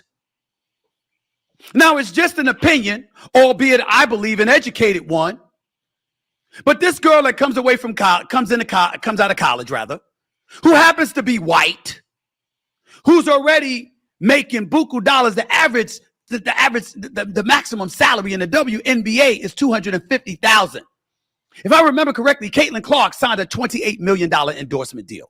Well, nobody in the WNBA getting that. Nobody's gotten that yet, but her. A'ja Wilson is the superstar in the NBA. That's what I'm thinking. A'ja Wilson is a real superstar. Didn't I just say that? A'ja Wilson. A'ja is better. No, she is the best player in the WNBA right now, for sure. Yeah, but it's like technically. Technically, for sure. And she just won a championship. Yeah, nah, for sure. Let's let it finish. WNBA. She's a two-time champion.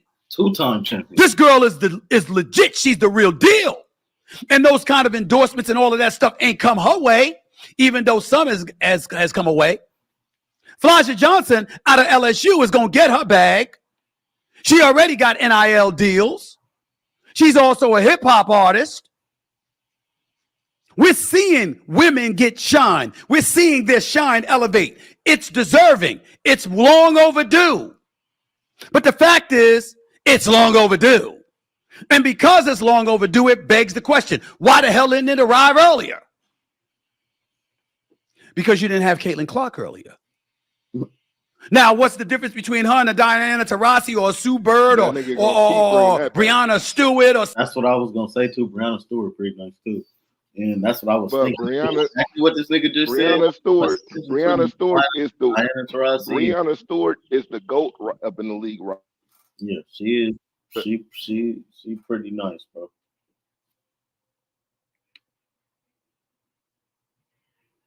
I could not. Did you cut out?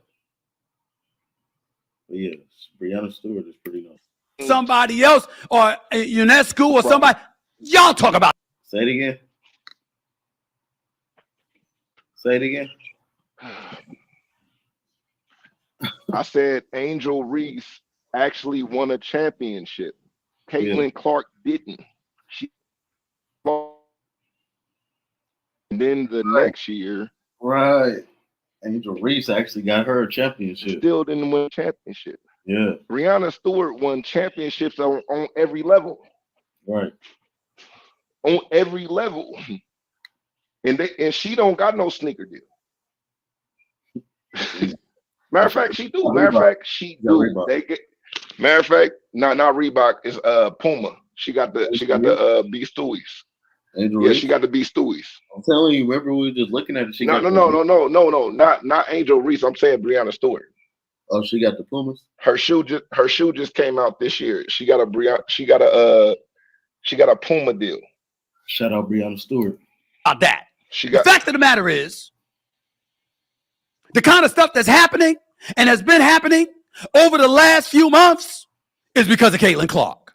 I got some of the stats in front of me to validate it. Because you see, I bring receipts. And I'll get to why I'm really pissed off in a few minutes.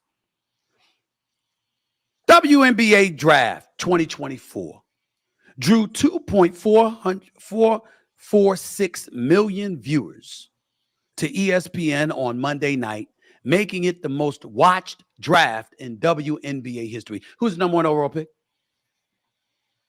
Huh, Aaron? Who's the number one overall pick? Say it louder. Caitlin Clark, the number one overall pick. It's just coincidence, huh? It's just coincidence, huh? Of course it's not. That again. Highest rated draft in history because of Caitlin Clark. Brother, it's the highest rated draft because of Caitlin Clark. But the thing is, what got the most press, because Caitlin Clark was doing all of this shit for years. When she went against Angel Reese and Angel Reese smoked her, and she motherfucking put the you can't see me face over her shit. She used her move against her, and everybody called Angel Reese like, oh, she's too bodacious in all the shit, but she did the same shit Caitlin Clark did. That's why people are mad right now. Because it's Angel Reese too. It's not fucking Caitlin Clark, because she was doing all of this shit before she went against Angel Reese. And when Angel Reese won, they didn't expect Angel Reese to win. Who? Right. Like, when did you ever hear about Angel Reese before she beat Caitlin Clark? Right. And who did you hear about the summertime into the next season? Nobody went. What did Caitlin Clark do in the offseason after Angel Reese beat her? Right. You didn't see nothing, but you seen Angel Reese. She taking photo shoots and all the shit. She doing all the shit, but they say, oh, well, it's because she beat Angel Reese. It's like, but she beat Angel Reese. I mean, Angel Reese beat her. Yeah. It ain't because she played against her. It's because she beat her. The next year, Caitlin Clark beat Angel Reese and still lost. Angel Reese got a championship. Right. Angel Reese still the top dog. Dude, you could hit 1,000,000 threes. You didn't win a championship, though. It don't matter. Steph been making threes for years. Yeah. TV ratings. It didn't matter until he for won. this season. Ladies and gentlemen, do you know it skyrocketed? ABC announced it had its most viewed opening weekend doubleheader ever, with 2 games combined to average 1.5 million viewers. That marks a 143% increase from a Yeah, but it ain't just Caitlin Clark though. It's Angel Reese too. NBA doubleheader That's on the ABC a point. year ago. Did you know that? Did you know that? Did you know that? Well, you know it now. Did you care Last about it? stat, Did you just to care throw this about out it? there. Caitlin Clark's Indiana Fever has been involved in 3. Now, mind you, the same Indiana team that started out 1-7. The same Indiana team that lost their first 3 of their four games of the season. The same Indiana Fever that has the second worst record in WNBA basketball right now. The only team worse than them in the entire league is the Washington Mystics, who are winless in 8 games. The second worst team in the league is the Indiana Fever, led by Caitlin Clark. Did you know that the Fever has been involved in 3 of the 4 TV games that have garnered 1.3 million average viewers this season? Entering this past weekend. These are the most watched WNBA games. Are you ready for this? In over 2 decades. The Indiana Fever, 2-9. By the way, Indiana's a small market. It ain't New York City, ain't LA, ain't Chicago. It's not the Sky, it's not the Liberty, it's not the Sparks. We're talking about the Indiana Fever, led by a girl that was playing at Iowa. It's producing the most watched WNBA games in over 2 decades. What does that tell you? That tells you that before Caitlin Clark came along, it wasn't nearly as popular. Did he tell you that the WNBA hasn't been around? It's only been around for since for 2 decades. Like, what are you talking about, bud? That don't mean that Cynthia Cooper didn't win the first 2 championships. Cynthia Cooper and Cheryl Swoops, the first female player to get a Nike deal and the first player to have their own signature shoe that competed with men's basketball shoes. When the WNBA first came out, that was famous before there was a WNBA. Like, they don't tell you about this shit. You say 2 decades. What does that matter? What does that matter? Because when they was the best players in the league, it didn't matter. So now you ain't even the best player in the league. You just got a whole bunch of people looking at it. It don't mean, hey, you can shoot a 3 from real far back. But it's the same thing with Steph. When Steph came in the league, he could shoot from hella far. That shit was cool, but it was like whatever. When he started winning championships, then niggas started talking about, man, Steph might be top 5. Even when niggas like myself is like, nah, but I get it. You know what I'm saying? Like, yeah, bro. And she, and that's what I think was the big thing about her too. Like in her games, like her college games, nigga, she half court. But did you win? And guess what? Yeah, she didn't win. You didn't win in college. What's your record right now? Like, but she's still losing. Like, she had like 4 points the other day. It might have been today. She had like 4 points today. Or yesterday, or today or yesterday. Yeah. But they won. When they beat them, that was like their second game they won all season. Yeah. So let's get into this last video, y'all. We 3 hours in, nigga.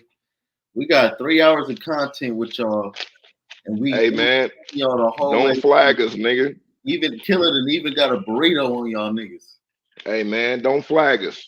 They even got a burrito on y'all. So we got this last video, fair use. How Shannon Sharp got Derek Thomas to commit 3 personal fouls in 1 game, and he was talking about how he don't play dirty. He never played dirty. So let's see if this below the belt. Yeah, bro. Can you, before you go dive into that burrito, bro? What? Explain this video right here. Okay, Shannon say he wouldn't play below the belt. Well, as a guy to win.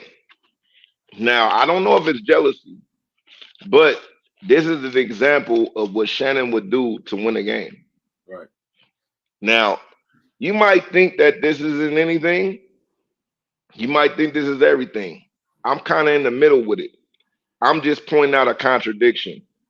In the crowd, like in the comment section, you let me know if this is below the belt or not below the belt. Yeah, and that is a real cheap shot by Shannon Sharpe. This is Derek Thomas's third penalty on this drive. Shannon Sharpe is just crazed, screaming and yelling at Kansas City. You know, Shannon Sharpe just must be antagonizing everybody out there.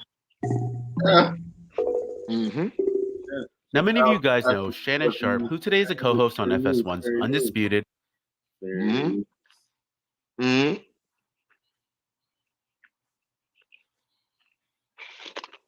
formerly a CBS Sports commentator for the pregame show, the NFL Today, and even an ex-alien hunter. Shannon Sharpe, the football guy? Yeah, I hunt aliens now. Used to catch TDs, now I catch ETs. But before all that, Shannon spent 4 successful seasons in the NFL with the Denver Broncos and the Baltimore Ravens, winning 3 Super Bowls, participating in 8 Pro Bowls, and even throwing up Hall of Fame career totals to go along with his gold jacket. However, probably Shannon's biggest achievement was his ability to talk and get under the skin of opposing teams. You the weak link on the linebacker. We're going to take advantage of you. Hey, it's going to be one of them days. A little 95, a little short, ugly boy. There was actually a time in my life when I was told that Jimmy Hart was the mouth of the South, but come to think of it, I think Shannon can stake claims to that title as Sharpe remains the go-to authority on trash talking. Here's a clip of Shannon discussing the art of trash talking in sports. Skip, I talk more trash than anybody. I had more mouth than a poor hog had butt, but it wasn't gonna stop me. Now, many of you might not know the name Derek Thomas, but during the 90s, Thomas was one of the best pass rushers in his era. And in his second season with the Kansas City Chiefs, Thomas would go on to record an incredible 20 sacks that season. On top of that, in 1990, in a game where the Chiefs would host the Seahawks, Thomas would go on to record an NFL record 7 sacks in one single game, a record which still holds today. In the early 90s, Thomas alongside Reggie White would replace Lawrence Taylor as the game's most dominant pass rusher, recording 126.5 sacks over 11 seasons. He was so dominant during that era that there were even a few instances where he would display a routine where he would signal a safety before the ball was even snapped. He would come out of the defensive huddle and put his arms up and signal for safety.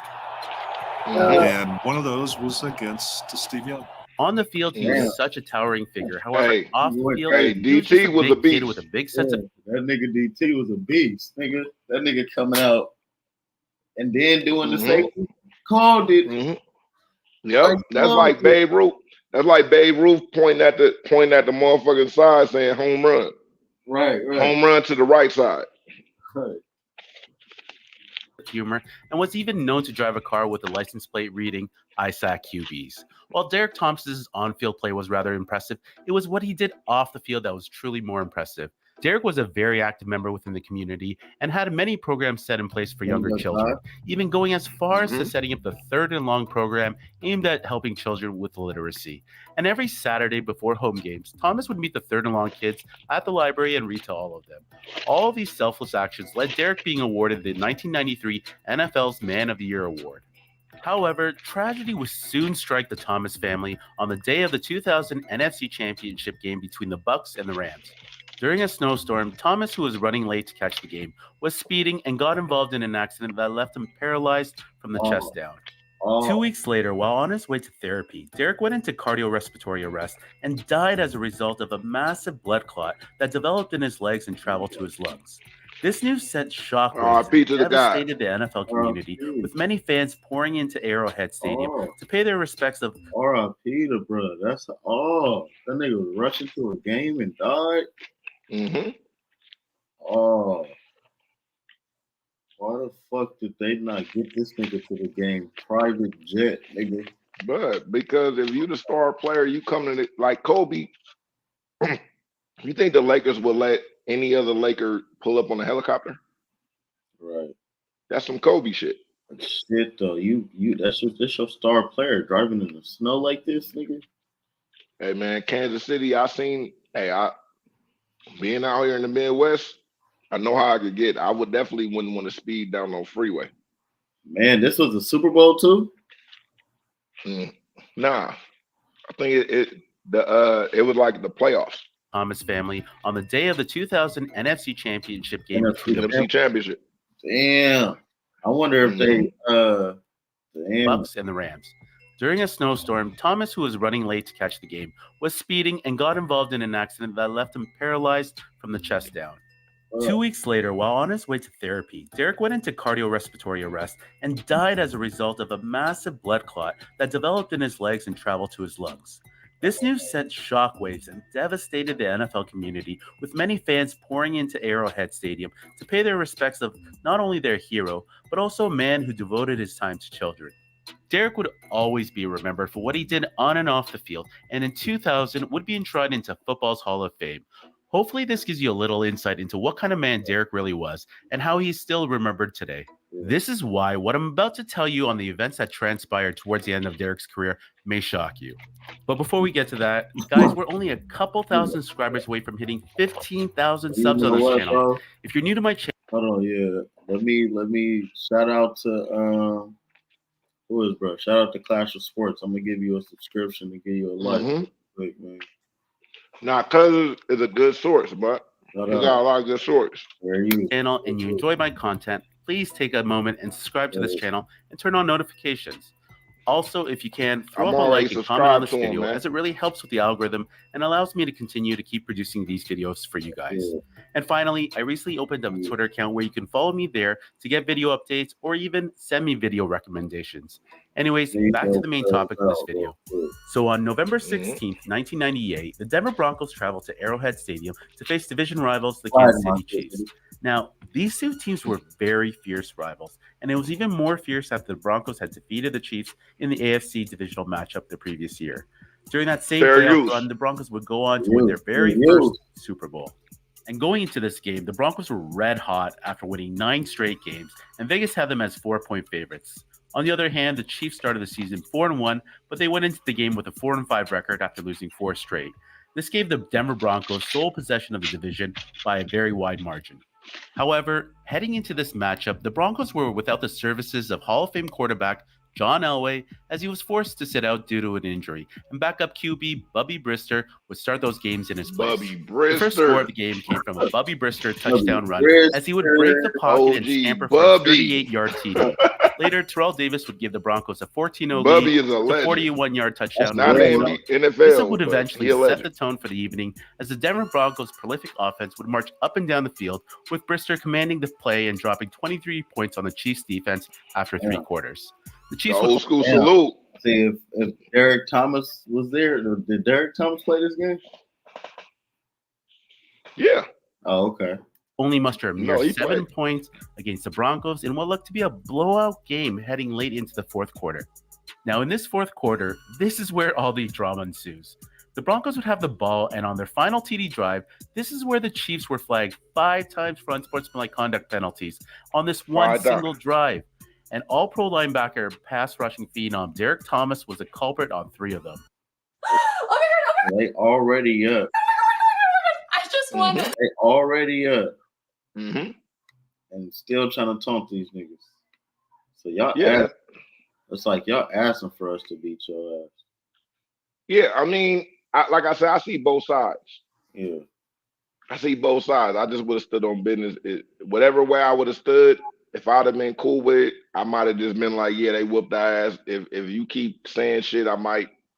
If I flash, I'm a land on it. You know what I'm saying? Right. The first for hitting Brister in the head when he was on the ground, and the second and third penalties for a face mask and grabbing and twisting at Broncos tight end Shannon Sharp's leg.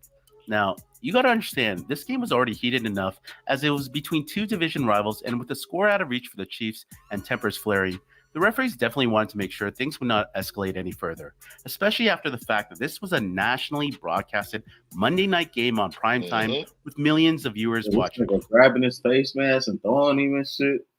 So it looked like Shannon Sharp damn near just got mad at this nigga. Like, all right, nigga, I got something for you. Nah, that's in that one. That's the end of the game. That's not the whole game. That's the end of the game. Right, but when did he say it though? Well, we gonna see. Let's watch the last drive. What exactly was up between Shannon and Derek during this final drive? Well, both Shannon Sharp and Derek Thomas were well acquainted with one another, and I wouldn't say they were BFFs, but they definitely knew each other. And according to Shannon, years later during an interview, he would go on to say, I hung out with Derek, I worked out with Derek, I knew him. We had been to Pro Bowls together, we had worked out together, and been at the same places and done things together. I have the utmost respect. He is the best true pass rusher that I have ever faced. With all that being said, what would drive a player to react this way and jeopardize his own team with all these unnecessary fouls? Well, not only did Shannon know Derek, but he also knew Derek's girlfriend's telephone number. And what he did before each snap on the final drive when they were lined up at scrimmage will blow your mind. Shannon would go on to recite her number to Derek one digit at a time. And this obviously sent Derek Thomas to lose his mind in that final drive. I don't know about you guys, but if someone did that to me, you better believe it that I'd be ready to throw it down. Now, obviously, Shannon hasn't Stop right there. admitted to any of these claims. Bro, yeah, it ain't that. It's if you think that nigga fucked your bitch, bro. Right. Which that's what that he means. was saying was he automatically gonna think that. Which is crazy. It's like, nigga, like if you was like I would be mad. I don't think you fucked my bitch, right. but maybe, you know what I'm saying? But I don't know. Right. But for me to throw a game, I ain't about to throw no game. Like, what are we doing? We get paid millions of dollars. Like, what are we doing? Derek Thomas made more money than Shannon Sharp. That nigga was hot. That nigga said claims, but it is very going after the QB. I'm coming after you. Well documented, but that this is what caused Derek Thomas to snap. It was personal stuff. They did their research. Let's put it that way. They did their research. And if you take a look at this clip I just put up, you can see the sequence of events that took place on this final drive. Anyways, well after this game, then Chiefs owner Lamar Hunt. Let's see the sequence of this drive. So, okay. Derek Louisville for 5 yards. Penalty by Chester McLaughlin. Tackle by Chester. Penalty on Shannon Sharp clipping. Yeah, that nigga clipping and shit. Yeah, that nigga hitting niggas after the play is over in the back. I really play football, so I know what that clipping shit feel like. Yeah, hell yeah. Nigga, you get a nigga when you stop running. Tackle by Derek Thomas and Leslie O'Neal.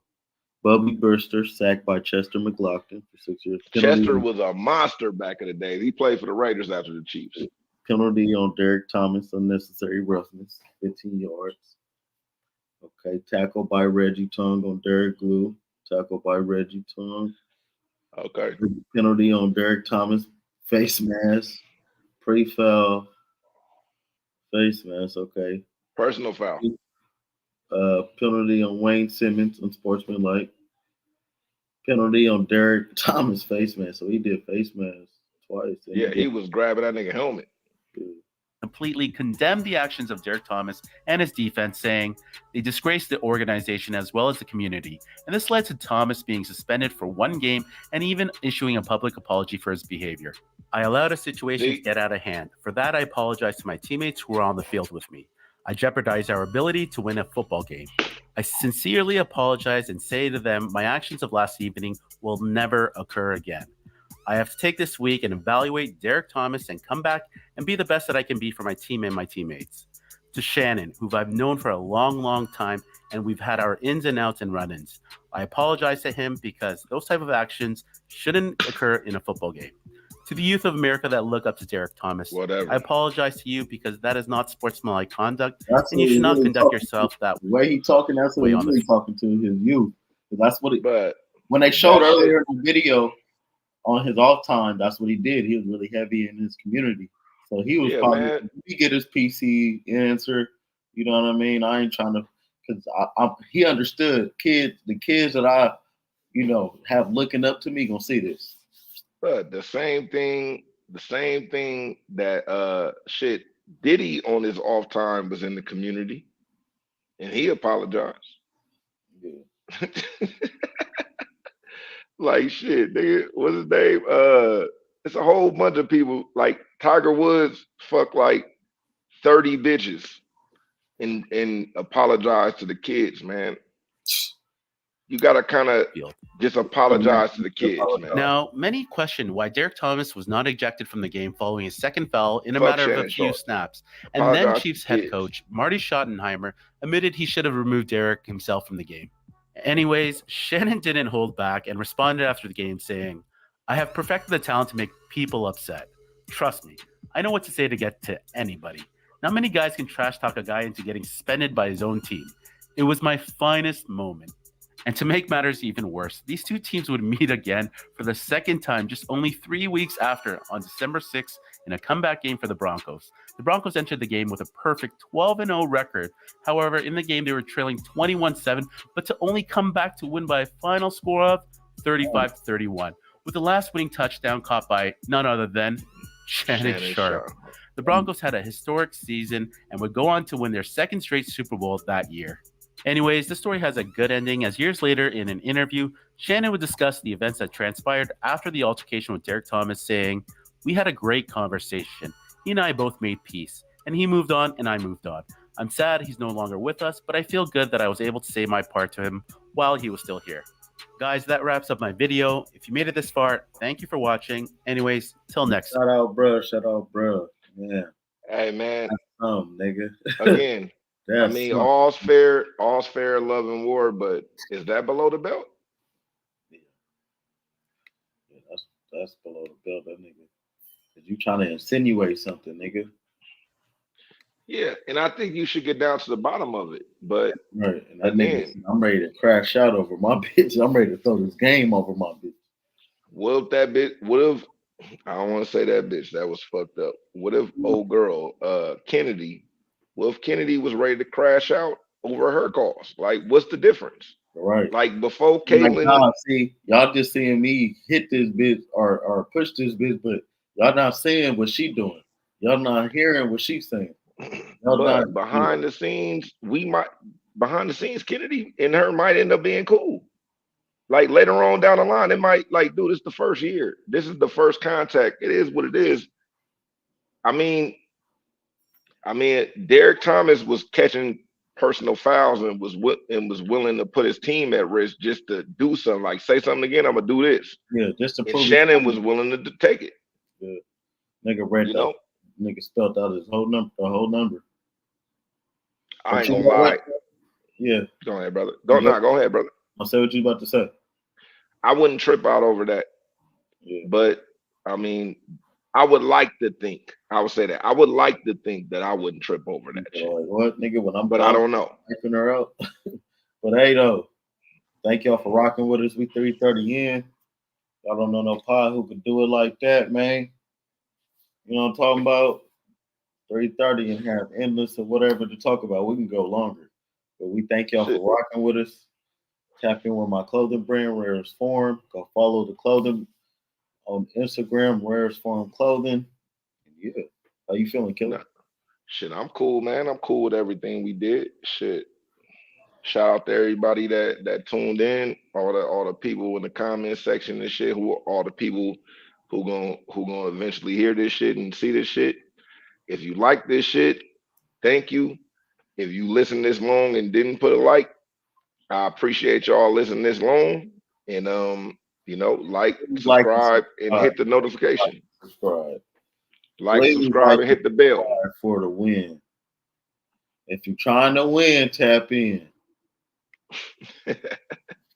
Hey man, and I'll see you again real